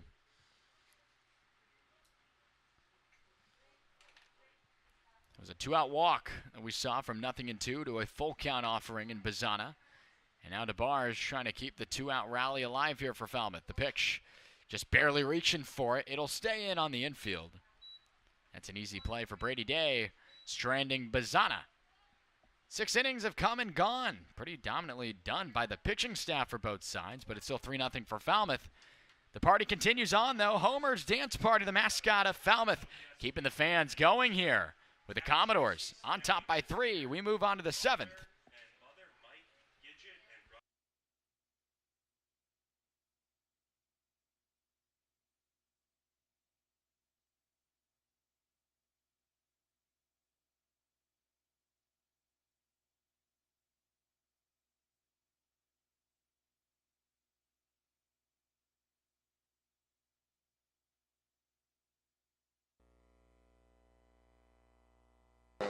Do you think that talking to people and not telling them that you're on the mic is like being in a car with someone calling someone and not telling them you're on speaker?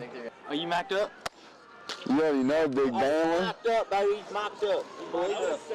Mocked up with Big Bama. Yeah. Oi, Walker! I actually can't believe he did that. We won't talk about what he did, but he ruined my back grip. Oh, on the road? Who is this guy? Get this man a contract. 33 for the Commodores. Tyler McGregor. Find out about him. Sometimes I hit myself. I don't know, I've just seen Michael Phelps do it a little bit before he races. Makes me feel a little bit better.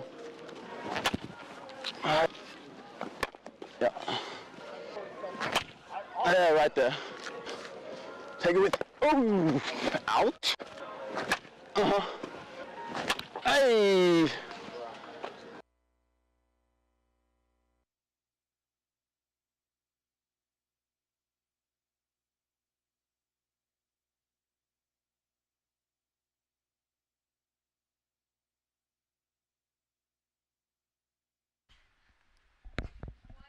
Top of the 7th getting underway here at Gov Fuller Field. Max Vieira will lead it off here for the YD Red Sox. We highlighted him at the top of the broadcast, better than a 300 hitter entering today's competition, but been held in check. 0 for 1 officially, though.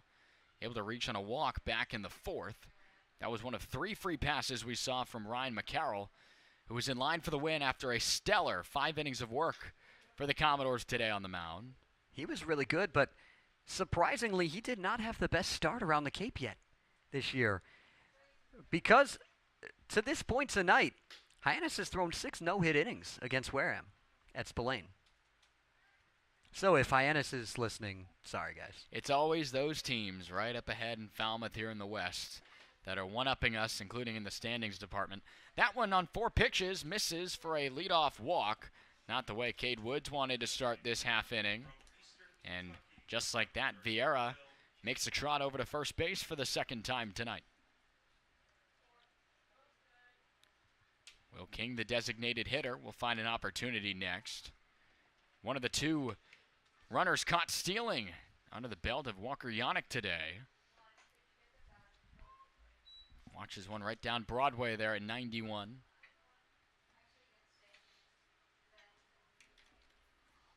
Will King has just continued to hit all season long.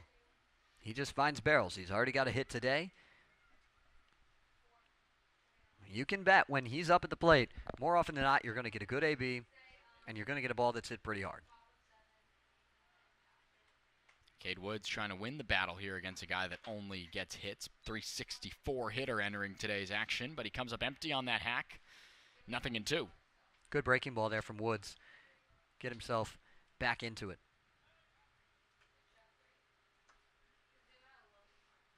The Commodores like to move over and check on guys at first, too. It's not just YD, as we saw Bazana was getting tabbed on over there at first, and now Cade Woods returning the favor. The offering went up the ladder, a very unsure cut there, and down on strike swinging. The first out of the inning, picked up there on an ugly effort there. One away.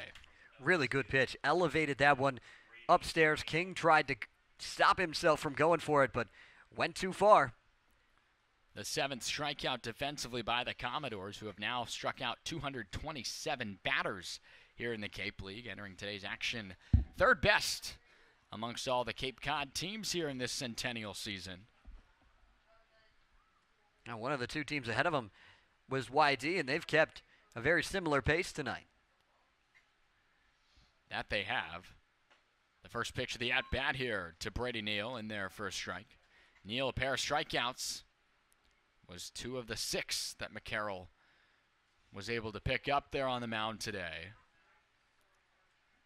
You can tell, but Woods certainly brings it a little bit hotter than the fastball we saw from McCarroll. That time he slows it down, though, using that pitch effectively to complement the heater, and it's 0-2. Woods looked like he stumbled a bit there. Just kind of went spinning off the mound, but now regathers himself.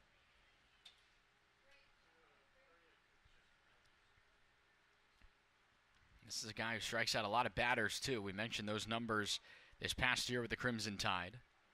Saw some good action there in the SEC as well. Fastball kind of runs off the plate there. So much so that Alabama hosting that regional this year. Woods getting some really good experience there during the playoff time that now has seen a lot of those teams that made it to Omaha have those players slowly get here. A couple of those being those LSU guys here for YD. This one driven deep out to right. Humphreys giving chase, and he can just watch it fly over the right field wall. Brady Neal did not miss that one. And just like that, you're happy you had a 3-run lead because it's now a 1-run lead for the Doors. That one got out of here in a hurry. He knew it right away.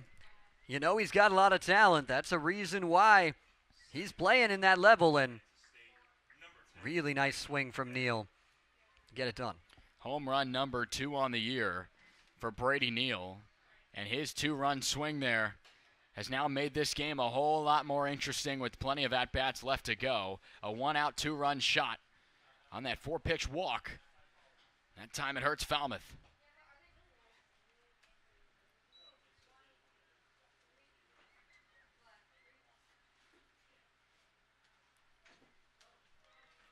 A ball and a strike here now to the new man in the box, Brady Day.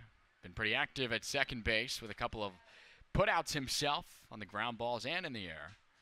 But in the batter's box, trying to help out his team's effort, especially now that YD might have just put their foot in the door here of this thing. That one, lower part of the zone, called for a strike, 2-2. It definitely puts you in a spot where you've got a lot more pressure as a pitcher because now one more mistake pitch can hurt you. Not a mistake pitch there, though. Did the job.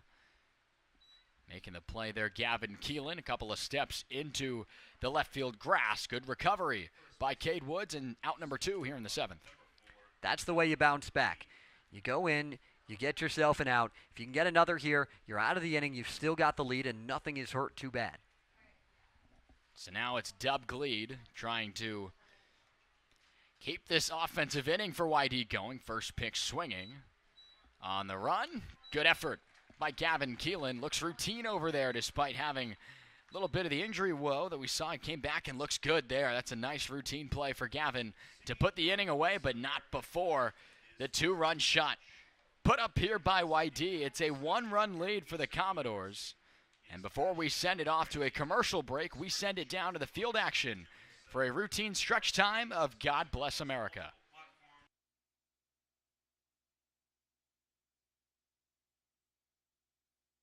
God bless America,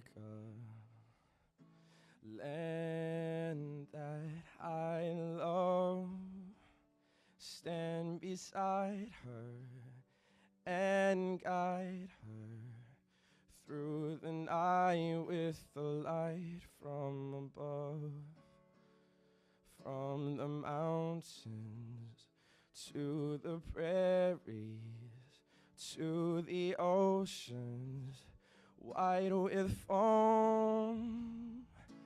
God bless America, my home, sweet home.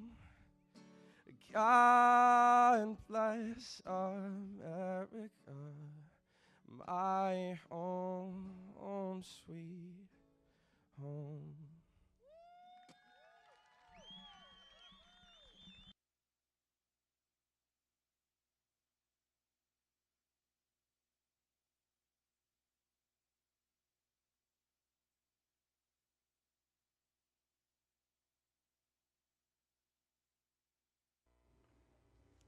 Do your kids have big league dreams? Do they want to learn from the stars of tomorrow? Then check out the Falmouth Commodores Summer Baseball Clinics, where kids from the ages of 5 to 14 can hone their skills in pitching, hitting, fielding, and catching with help from the best college players in the nation.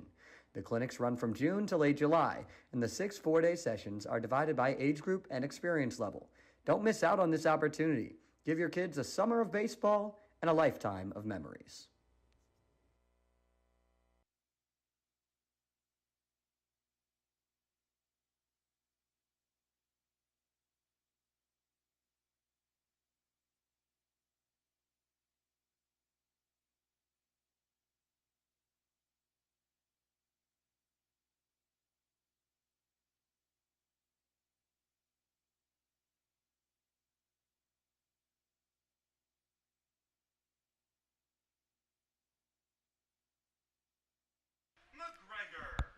Best way to respond to an inning featuring a long ball from the opposition is finding one yourself. The Commodores right now with Tyler McGregor. We've seen him slug a couple this summer. He'll lead it off here in the bottom of the 7th. Doktorczyk back out there again. First pitch swinging. This one will not get out with King coming in. Couple of steps to make the play. First pitch swinging, and the first man retired for Falmouth here in the 7th. Yeah, he got a fastball middle, Matt. Just wasn't able to get a clean barrel on it. Walker Yannick, a couple of barrels in his last couple of at-bats out there to right field, keeping Casey Cook busy over there. Each in consecutive orders look better than the previous, as well as a strikeout earlier on in the ball game. With Doktorczyk still out there on the mound here. Fastball up and in here on the first offering, 1-0. Just want to get base runners. More likely than not, you're not going to score if you don't get on base. You say get base runners. Yannick maybe hasn't done that yet in the box, but he's done that defensively. He's gotten 2 base runners in 2 tries. A couple of men going down there to second. Leaves that one off the outer edge. He's been good. The Doors need just 6 outs to get out of this one, but you want some insurance like we mentioned. Garrett Coe's warming in the bullpen. We'll see if he would come in for just the 8th or if they try to go 6 outs with him. He definitely has the stuff to be able to do so. Swing and a miss on that effort there.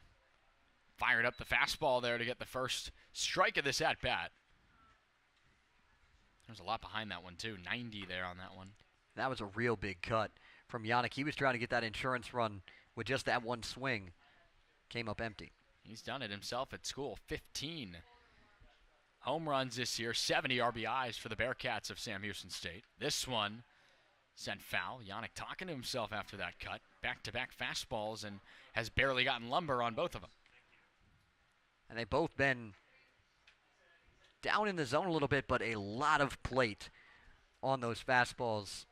Similar to the one we saw to McGregor, those are pitches that the Doors want to take advantage of and try and mash. Doktorzik battling back in the count, the 2-2. Slowed it down, Yannick all over it. He ropes one down the left field line, and that'll go all the way to the wall. Yannick on his horse. It'll be a stand-up double with one away. And the backstop for Falmouth, trying to find that insurance as you were talking about here in the bottom of the 7th. That'll certainly help. That's the hardest hit ball we've seen in the last few days since we got the data from TrackMan. 103 off the bat of Walker Yannick. He crushed that breaking ball. He might not have any long balls yet here for the Commodores, but that's his third two-bagger on the summer. Coasts in there nicely with one away, and now Cade Snell comes up. You remember Snell with that double came in to score on it in his previous at-bat. It's been the magic of the 2-out knocks here with, again, just finding ways to get to second. We see Gavin Keelan had a double. Cade Snell's found his way on base as well. Got 7 hits for the Doors. 4 of them are doubles in this game. And we talked about the fastball being over the heart of the plate. If you're looking for a fastball hitter, you don't have to look much further than Cade Snell. This guy mashes on fastballs. You could say that again. 396 on the average this year at Wallace Community College. Good enough for him to earn an effort in the portal to move on to Alabama next year. Good leave down there. Yannick getting back to the bag. You see a good look there at him standing on second. Now it's Snell trying to find that insurance here. Back-to-back 2-0 counts in consecutive ABs for Doktorzik on the mound.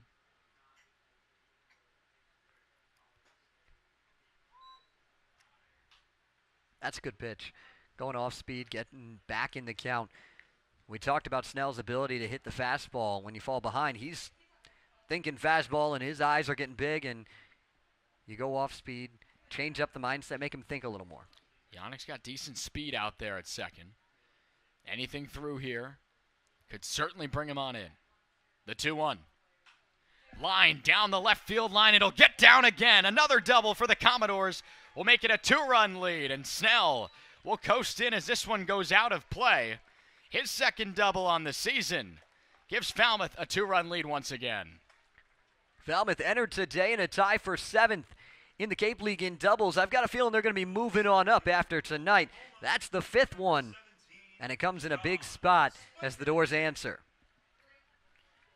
RBI number 5 for tonight's designated hitter for Jeff Trundy. And now it's John Spikerman, who, sure, if you are playing your cards right, yes, he does have a double as well in this ball game. It was a 2-run double for John back in that 3-run 5th inning of Falmouth. Trying to get those 2 runs immediately back in the same inning. And we talk about the production at the bottom of the order. All 5 of those doubles coming from the bottom half of the order. Bazana's been good. DeBarge has been solid as well, but it's really been 5 through 9 getting things done tonight for Falmouth. The Oklahoma Sooner in the box right now, starting to turn his little bit of a slump around with that 2-run double he had last time. Big chance to get some more offense put to his statistics here, right here in the box. 1-1 now with one away. 8 hits now for Falmouth in this game to the just 2 of the Red Sox visiting from the East Division tonight. A pair of meetings left after this ball game between these sides. Red Wilson Field has the next one between these two. That one's in there for a strike. It's been a while since these two teams have met. I mean, you saw then played twice early in the season in like the first week here at Gov Fuller Field, then out at Red Wilson, and now back here after a bit of an off time between seeing each other. If you remember, Charlie Condon at home had the grand slam, tied the game at 6, but YD would put on a ugly number in the 8th. 14-6 victors in that one here at the Gov. And then the Commodores didn't quite return the favor, but they did earn a point in the standings with a 4-4 tie. Much better effort for Falmouth, given that there was a tie, because Hunter Hines' 3-run home run back in the first, able to put up 4 of the next 5 runs of that ball game to earn that point in the standings. It's one of 2 ties for the Commodores to this point. Spikerman launches one out to right. Giving chase is Cook. He's still back, and it's off the top of the wall. Snell had to wait at second. He won't come in to score on that. John gets his second double. Snell only moves up 90 feet, but nonetheless, the extra base hits continue in the variety of the second base hit. Yeah, you got to pad the stats a little bit with that double, because that is a stand-up triple for Spikerman. If Snell didn't have to wait, he was holding him up at second with Spikerman's speed. That's one where I would have been wondering whether he would have tried to get around third and see what he could do, because he hit that ball into a tough spot, into a deep part in this park, and it hit it up in the air enough that it gave him time. He can fly. Get your lottery tickets out tonight. That's 3 straight doubles now for the Commodores, who now have a massive spot with one away for the insurance. The entire infield in on the grass for the Red Sox, with Gavin Keelan first pitch swinging. Long run in for Neal. He'll make the play. Cade Snell not as fast as John Spikerman. He has to stay there at third. Not the out you were looking for, because the infield can return to normal depth with 2 away. Would have been interesting if it was Spikerman at third, though, because that's a ball that is not deep at all, and Neal has a really good arm. Spikerman would have made it tough, but I don't even know that they would have sent John Spikerman on that ball. You like his speed, but maybe not that much. You might have to be Usain Bolt to get down that third base line to come in and get the lead back up to 3. Now it's Nate Humphreys. Watches that slider stay a little bit low back in on the left-handed bat of Falmouth. Humphreys, another guy that's been coming around of late. Went hitless yesterday in 4 tries, but his big standout game was really against Catuit, but as well as that game in Spillane against Wareham. Yeah, the home run in that game, and then was really good, as you mentioned, against Catuit between the 2 days on the 4th and then finishing it up on the 6th. Same pitch, same result. Although Humphreys tempted a little bit on it here, but he does a good job of staying honest. It's 2-0. That's a really good take. That slider starts on the outer part. It breaks back in, but it starts low, and so it just kind of darts down. If you swing at that, you're either going to swing and miss, or you're going to swing and hit it right into the ground because you're going to get on top of it. 8 hits in Nate's last 6 outings for Falmouth. Been turning around here rather nicely. Watches this slider get in there, but all those hits have sported his average up to 213. It was much lower than that up until this run that he's had pretty religiously in that 9 spot in the order. Yeah, and he struggled a little bit to start the year, as you mentioned, with that average, but able to just continue to build it back up, and he hit really well at Dallas Baptist this season, so it's just about finding that groove. Fastball inner third. Loud pop of the glove behind the plate from Connor Dykstra, and the deuce is wild here. 2-2, 2 out. 2 men on for Falmouth here, with Humphreys, the right fielder, trying to find a way to extend the lead of Falmouth and get some of those runs back that came on the 2-run swing from Brady Neal in this previous half inning of the 7th. Humphreys got the fastball. It's going to hang up too much, and Brady Neal will make the play. Falmouth gets 1 back, though, in the 7th, getting the lead back to 2 on that RBI double from Cade Snell as we step away here in the 7th. But before we go to a break, we give a chance for our 3rd member to join us on the broadcast, Destiny Sanchez. Thanks, guys. A few scores around the Cape. The Catuit Kettleers defeated the Orleans Firebirds 6-5. The Bourne Braves defeated the Brewster Whitecaps 5-4 in 8 innings. The Harwich Mariners lead the Chatham Anglers 7-6 in the top of the 9th. And the Hyannis Harbor Hawks are ahead of the Wareham Gatemen 9-1 in the bottom of the 7th. You're watching Falmouth Commodores Baseball.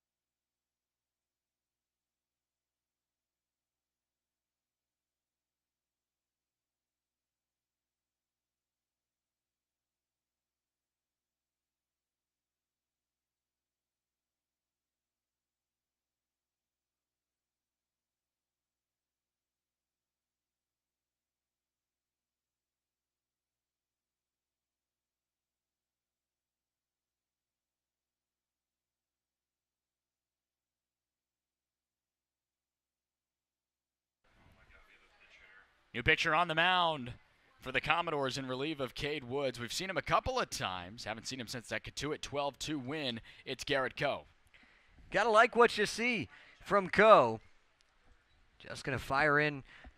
Fastball changeup mainly, does have a slider as well that he'll use to try and get ahead of these hitters, but you're gonna see the way that he can pound that and really change up the eye level and the speeds of these hitters. Has gotten better with every appearance so far. Gave up 2 runs in 2 innings against Harwich. That was a tough 8-1 loss in the midst of the Commodores' 5-game losing streak. But since then, 4 innings of scoreless baseball and just 2 hits total. Has those 2 pitches you mentioned, Zach. Uses the fastball. That's what it was right there. And a changeup to his effectiveness as well. There's a pinch hitter in the box. Ryan Jackson will begin this 8th inning in place of Casey Cook. We'll see if he fits into the lineup out defensively, as it's now 0-2 from Coe. 3 pitches, 3 fastballs, 3 swings and misses, just like that. That's a good way to start the inning. 1 away. Just in firm control of that at bat. Garrett Coe just cruising on the mound. Another pinch hitter. Why not? Keep him rolling right now. Stepping in now, Jacob Christian will replace Connor Dykstra. And this guy can hit. First pitch to Christian in there for a strike. Relatively automatic right now. That time slowing it down. Jacob Christian only hitting 184 on the summer right now. That's 7 hits in 38 tries. Coe not able to find this one here. It's 1-1.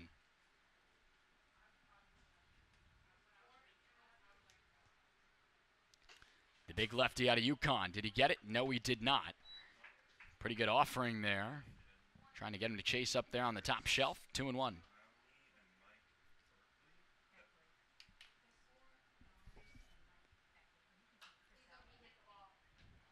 Comes back with that fastball, does Coe. Standing 6'6", 258 there from the left side of the mound.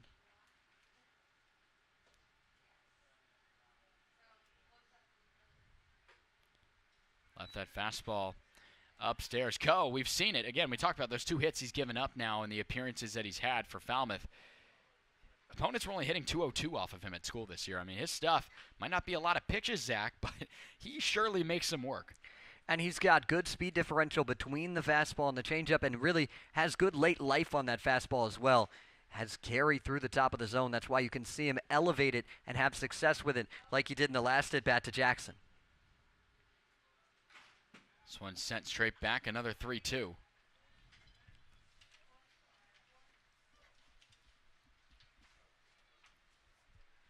We'll do the 3-2 once again. Trying to find another strikeout here in the inning is Garrett Coe. One-handed finish here. DeBarge in on the grass. And a nice put out there. Wasn't routine. The Falmouth infield looking pretty clean tonight. 2 away.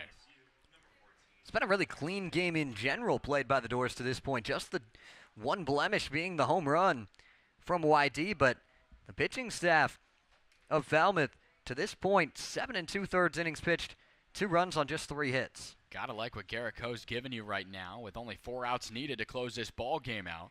Joey Ryan is stretching, though, for the Commodores. He's been that 9th inning guy for Falmouth since Casey Hunt has moved on to get ready for the MLB draft. Hopefully we'll hear Casey's name called over the next 3 days. But it's been Joey Ryan's assignment since the right-hander from Mississippi State has left the Gov here. But Coe, for now, trying to find that last out here in the 8th, and maybe we'll see what happens there into the 9th, the 1-1. It's a very dangerous hitter at the top of the order, somebody that is working on a 1-for-3 day, but one of the highest touted freshmen in the country entering the season, and now out here onto the Cape. Playing with a massive wave and a miss here. Not sure if he knows that 2 of his LSU teammates in Paul Skeens and Dylan Cruz went 1 and 2 consecutively to begin the MLB draft. Have to ask him about that. Have to ask him about this one too. He's left looking there on that fastball in the inner third, walking back, and that's as clean as an inning you can ask for if you're Garrett Coe. 2 strikeouts and a weak chopper to third. Send YD down 1-2-3 in the 8th. Falmouth, last chance for insurance before the 9th. It's 4-2 for the good guys here on the Commodores Baseball Network.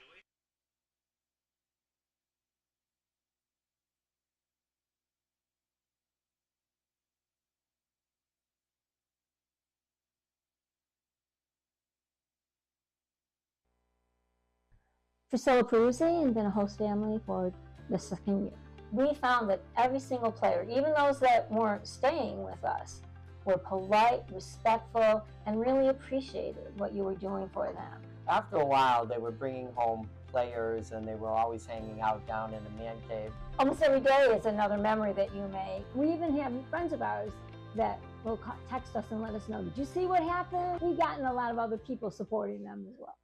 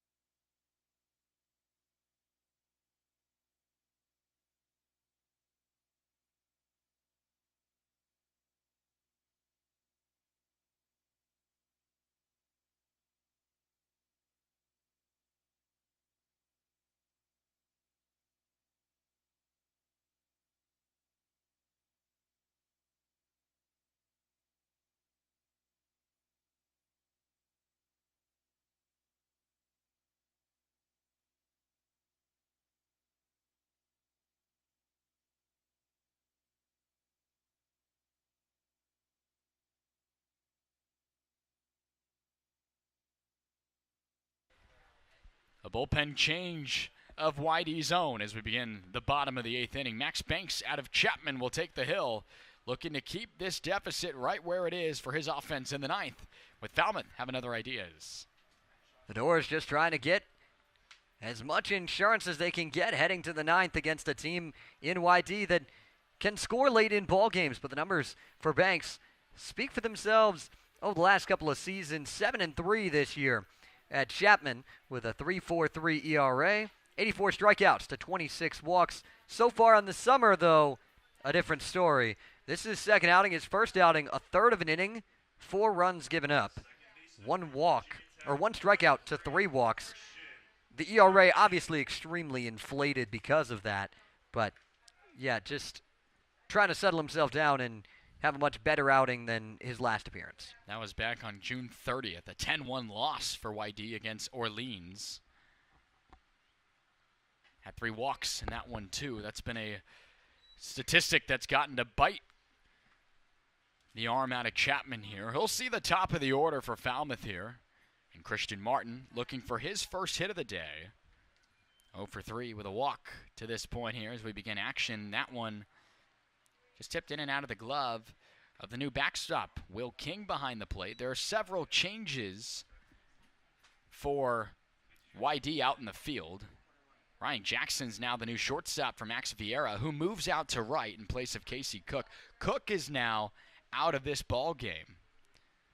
Musical chairs here at the Gov. Pretty much what we saw last time, Zach. I was just looking back at our lineup card in that 14-6 game. I mean, my goodness. It's not as bad as it was that night. There were so many. No, it's not. I don't think there was a single player that ended the game in the same position that they started the game in that game for YD. Deep drive by Christian Martin, trying to cut it off, and it gets away from the reach of Vieira, the new right fielder. Martin's got speed as well. He was thinking about 3 there for a second. Had to gear down a little bit there and coast into second with, you guessed it, another 2-bagger for the Commodores here in this ball game. Yeah, you had to make sure you add another double to the total for Falmouth. I believe that's 7? They started the night with 23 doubles. If that's number 7, if I can count correctly, that would put them up to 30, and that would move them from 9th place in doubles all the way into 4th place. Obviously, assuming that other teams didn't have a bunch of doubles themselves, but still, a massive jump. That's what we've noticed from the Commodores during the winning ways this team has had of late. But a great way to jump on the arm here out of the bullpen. Bazzana holding up his swing a little bit there. Did not go.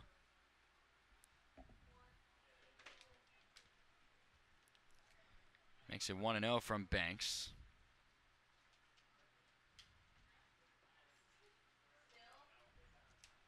Christian Martin stands there at second, his first hit of the day. Now Bazzana, another RBI spot. Had 3 of them yesterday. Breaking ball, dropping back in there into the zone at 79. 1-1.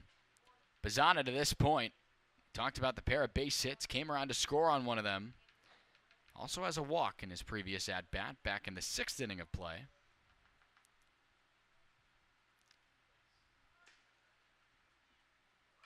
Bazzana laying the bunt down, popped it in foul territory. No one could get over there to make the play. The only closest Red Sox was King out of the crouch, but couldn't quite get there.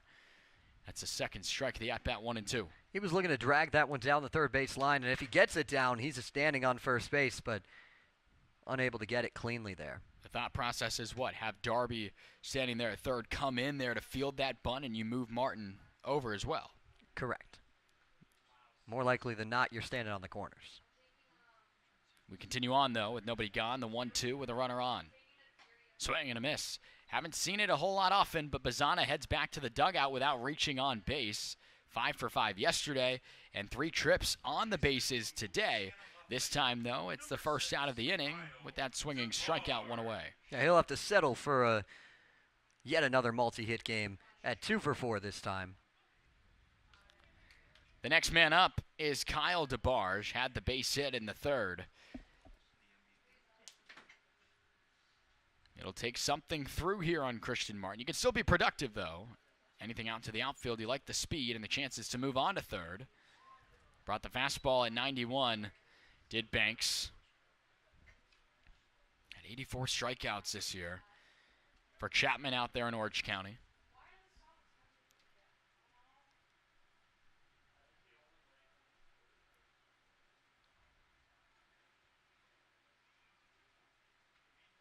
Good decision to hold up there on that breaking ball downstairs. It's still a safe situation regardless with 2 runs versus 3, but you know, they say 2-run lead in most sporting events is not the safest at all. You'd like to find a way to bring in Christian Martin. Exactly. I mean, we saw what happened with the first 2 runs from YD. It was a walk and then a home run, and all of a sudden a 3-run lead was down to 1. Check swing, he did not go. DeBarge staying honest back there, holding the barrel back. Out of Louisiana. He'll do it again with Banks. Looking into the glove here of King, getting the sign. But a good crowd here nonetheless at the Gov, trying to see the Commodores pick up win number 2 in a row. A chopper with a leaping play. What an effort by Banks. He just says he'll do it himself. Productive at bat, though, regardless of that 1-3 putout. Martin now stands at 3rd with 2 away. Moves up the runner, but a bit of a snow cone there. Hopping up for it.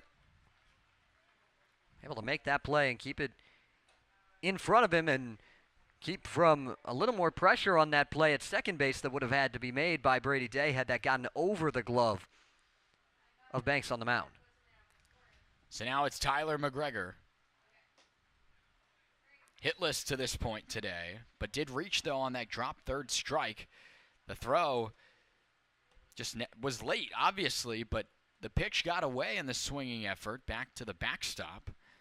Dykstra, the catcher at the time, had a good chance because McGregor didn't even run at first. He didn't even know at first. It was almost like just phased him a second there. The first run of the ballgame came in that same play. And it looked like that run was, he was so much more worried about telling Bazzana, come on, come on, come on, that he's like, oh, I got to run. And then he sprints down and gets to first base. But he was so worried about getting the run across because at the time, it was a scoreless ballgame.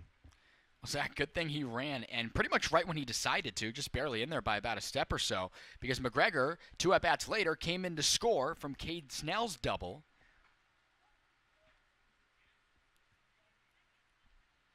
beg your pardon, that was the Spikerman double that brought in the 2 runs, but nonetheless, it was a series of many doubles that we've seen. This one won't be a double, but it does the job. A run will come in. Tyler McGregor finds his first hit of the day, and that massive run of insurance comes in for Falmouth. They've made up the 2-run home run from YD, and the 3-run lead is back intact.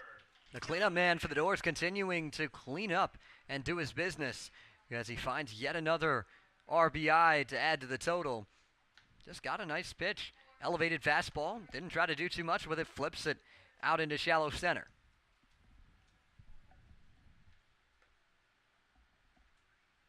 And Matt, yet another night with double-digit hits for the Doors. This Falmouth team, second in the league in hits. All these double-digit efforts will have you start to exponentially leap in the Cape League standings and statistics in terms of these offensive outbursts from Falmouth. I mean, we've seen Falmouth put up double-digit efforts with double-digit hits, but 5 runs is a pretty respectable margin for a good, solid offensive game, and the 11 hits today certainly show that. They do, and they show that this team is continuing to see the baseball well. We talked about it at the very start of this winning streak, and I had mentioned it earlier, but you want to go back to, again, what the first base coach and one of the assistant coaches for the Doors, Brian Tomasini, told me. He said, we're just trying to play good baseball one pitch at a time, and that's exactly what they're doing. They certainly are, and you were saying it, I'll keep bringing it up. This is not a team you're going to want to see down the stretch in this second half of the Cape League season. Banks trying to recover. Good take there from Yannick. Still a lot of time left, but something that did not seem probable at all about 2 weeks ago. If the scores hold tonight, Falmouth will be finding itself in a playoff spot, with Wareham's loss expected to Hyannis down 9-1 with just 3 outs to work with. We've seen crazier in this Cape League involving that team in terms of Wareham. They always like to make up some efforts if they have the chance. It's tough to find those final 3 outs against the guys at Spillane. It is, but that would be the biggest 9th inning comeback in Cape League history if they pull that one off. Hyannis already set that this year. They were down 6-0 with just 3 outs to work with against Katuitt. Came back and won 7-6. So crazy things can happen in this league for sure.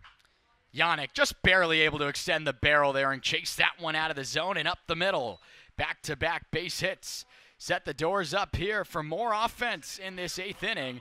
And now Cade Snell, he continues his night with a chance back-to-back doubles in consecutive appearances. I don't think you need a 2-bagger in this spot. You'd like to see if you can bring in McGregor standing there at second base.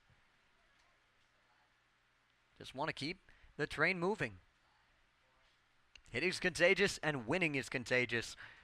And the Doors have caught it, both of those things right now. Aside from the 3-2 loss at Katuitt, the fog-out game in Chatham, this team has just been taking what it's been given. As you see a good eye there by Cade Snell. It's been 6 of the last 8 have gone the way of Falmouth, even despite the efforts of, a game being canceled and trying to still stay with that adversity dealt your way. When you're hot, you want to keep playing baseball. Yeah, and we talked about it in opening the door, but the only 2 losses in that span, 1-run games to the 2 hottest teams in the league in Katuitt and Bourne. That slider yanked a little bit down and into Snell.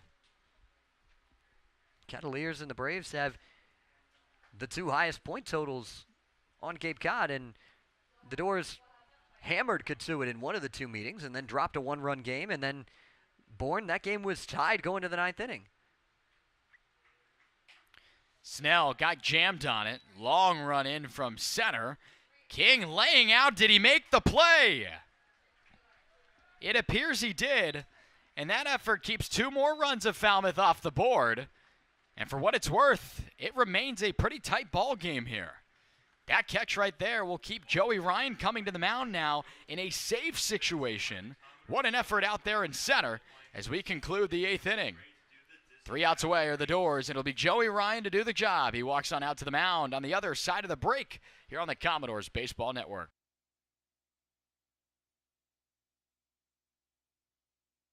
The Falmouth Commodores merch shop is the one place to go for all your Commodores merchandise. Check out our full collection of hats, including the official game hats of the Commodores, along with shirts of all kinds.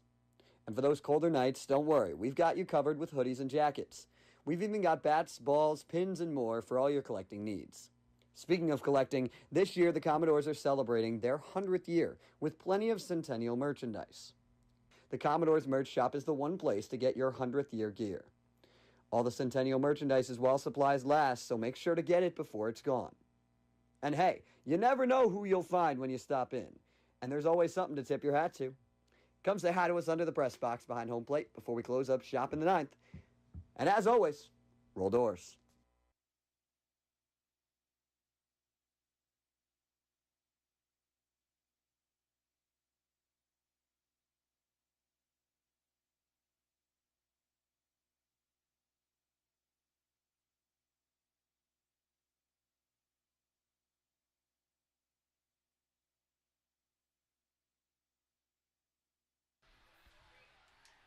It is a save situation, as we mentioned earlier. The first opportunity for the righty out of Boston College. Joey Ryan takes the mound looking for those 3 outs. He's been that 9th inning guy over the last few opportunities for the Doors, and trying to keep that going right here. Was a Cape League All-Star a summer ago for Falmouth in 13 appearances, a 1.69 ERA. So far this summer, he's one-upped his own numbers as he's found himself in 4 appearances, 6 innings pitched, 3 hits, no runs. The numbers in those 9th inning games that Zach was alluding to right there come in the Katuitt 12-2 win and the Wareham 11-5 dismantling over there at Spillane. So they weren't save situations, yet he did pitch in the later innings of those ball games.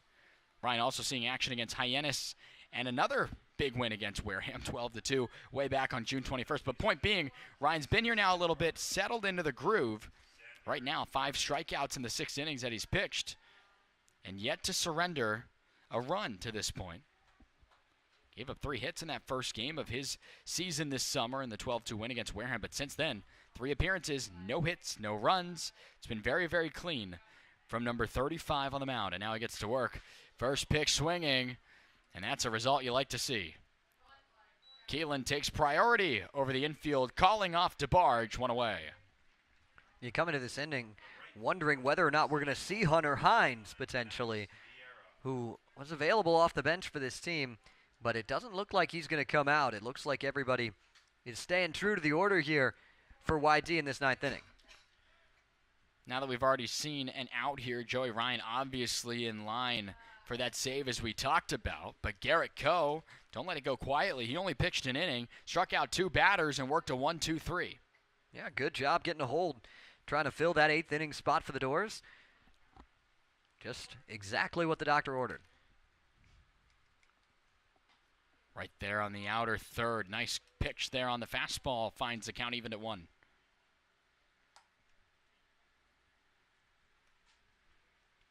"32 innings pitched for Ryan at Boston College this year. Yanked that one at 93 up and away. It's a hitter's count here to Vieira. Will King is on deck, meaning Hunter Hines, as you were talking about, not looking to be used in the guaranteed opportunities we'll see at least, as this one's chopped on the ground. DeBarge, nice throw across the diamond, moving to his left. Couple of balls in play relatively quickly for Ryan. Have the Commodores 1 out away from victory number 10 on the season and regular season win number 500 for Jeff Trundy. It's going to be the cleanup man in King coming up, but Joey Ryan just continuing to try and keep himself smooth on the mound.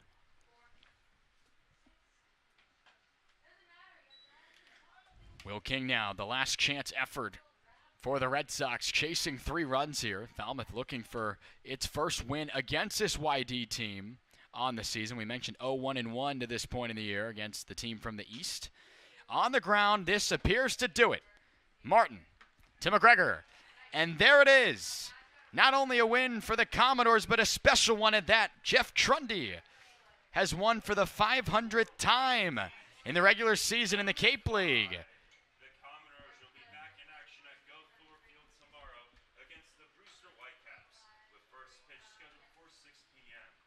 There you see him trying to fight his way through the crowd there. Jeff Trundy picks up that win. He talked to me earlier about it, just how thankful he is to have been here for such a long time and grateful for everybody that's helped him get to this point in his career. It's not easy to do. And for those wondering, Coach Trundy now has been here 25 years, a quarter mark of this centennial season. It's taken him all those years to get it done, but nonetheless, Coach Trundy has been a staple mark of this Cape Cod Baseball League. Has plenty of experience and has come across a lot of great talent here in the Cape League. But nonetheless, he's probably just happy that his team got the win. And now, as it appears to be, the Commodores should jump into playoff positioning and swap with the Wareham Gatemen. Both teams now sitting at 10, 12, and 2. But again, the Commodores 2-1 this year straight up against the Gatemen. So you like the fact that that's the way things appear to be as we continue to move into the second half of the season. And they've got the Gatemen in a couple of days. We'll see how it goes as we're getting ready for things. Can see there, those guys are getting ready. The Gatorade bat's coming for Jeff Trundy. Carried the Gatorade out. There it is. They got him out there. Got to feel good for all those guys. Congratulating Coach Trundy. Glad that Jack and Megan, our team photographers, out there to get some of those pictures. I'm excited to see what they were able to get right there, but nonetheless, just a great effort by Falmouth tonight against the best team, as we talked about, in that East Division. This team has put up ugly numbers against Falmouth already earlier this season, Zach. The offensive numbers and pitching numbers certainly don't lie, but a great win all around. And to give us a little bit of a recap of what she saw downstairs, we send it to Destiny Sanchez. Thanks, guys. A great win for the Falmouth Commodores tonight, 5-2 against the YD Red Sox, and it's Coach Trundy's 500th career win. A great way to end the night here at Gov Fuller Field. Also, the Doors have not defeated the Red Sox yet this season, so it's a great win to have under their belt. And they're celebrating behind me out in outfield. They just dunked the Gatorade can over Jeff Trundy. Great win for the Commodores here tonight at Gov Fuller Field. Back to you guys. Thank you, Destiny, for that. Just such a great effort, and certainly deserving of that shower was Coach Jeff Trundy, picking up win number 500, and obviously a massive one for Falmouth that, again, took a while to kind of get going, as we've continued to say in every one of our broadcasts during those first 15 games of the season. But don't look now. This team's won 7 of its last 9 and presents a good opportunity to finish out this bit of a East Division trip, you would say, with the Brewster Whitecaps coming in tomorrow. But then you see Bourne and Wareham back in your own division. You do, and you got to continue to just play good baseball. Take it one day at a time, one pitch at a time, and just keep things moving, and that's what they're doing to this point. Ryan McCarroll, the most impressive, you could argue, many guys were tonight, but Ryan McCarroll earning himself the victory tonight for Falmouth. Those 5 innings of 6 strikeouts, only 1 hit of baseball surrendered by him.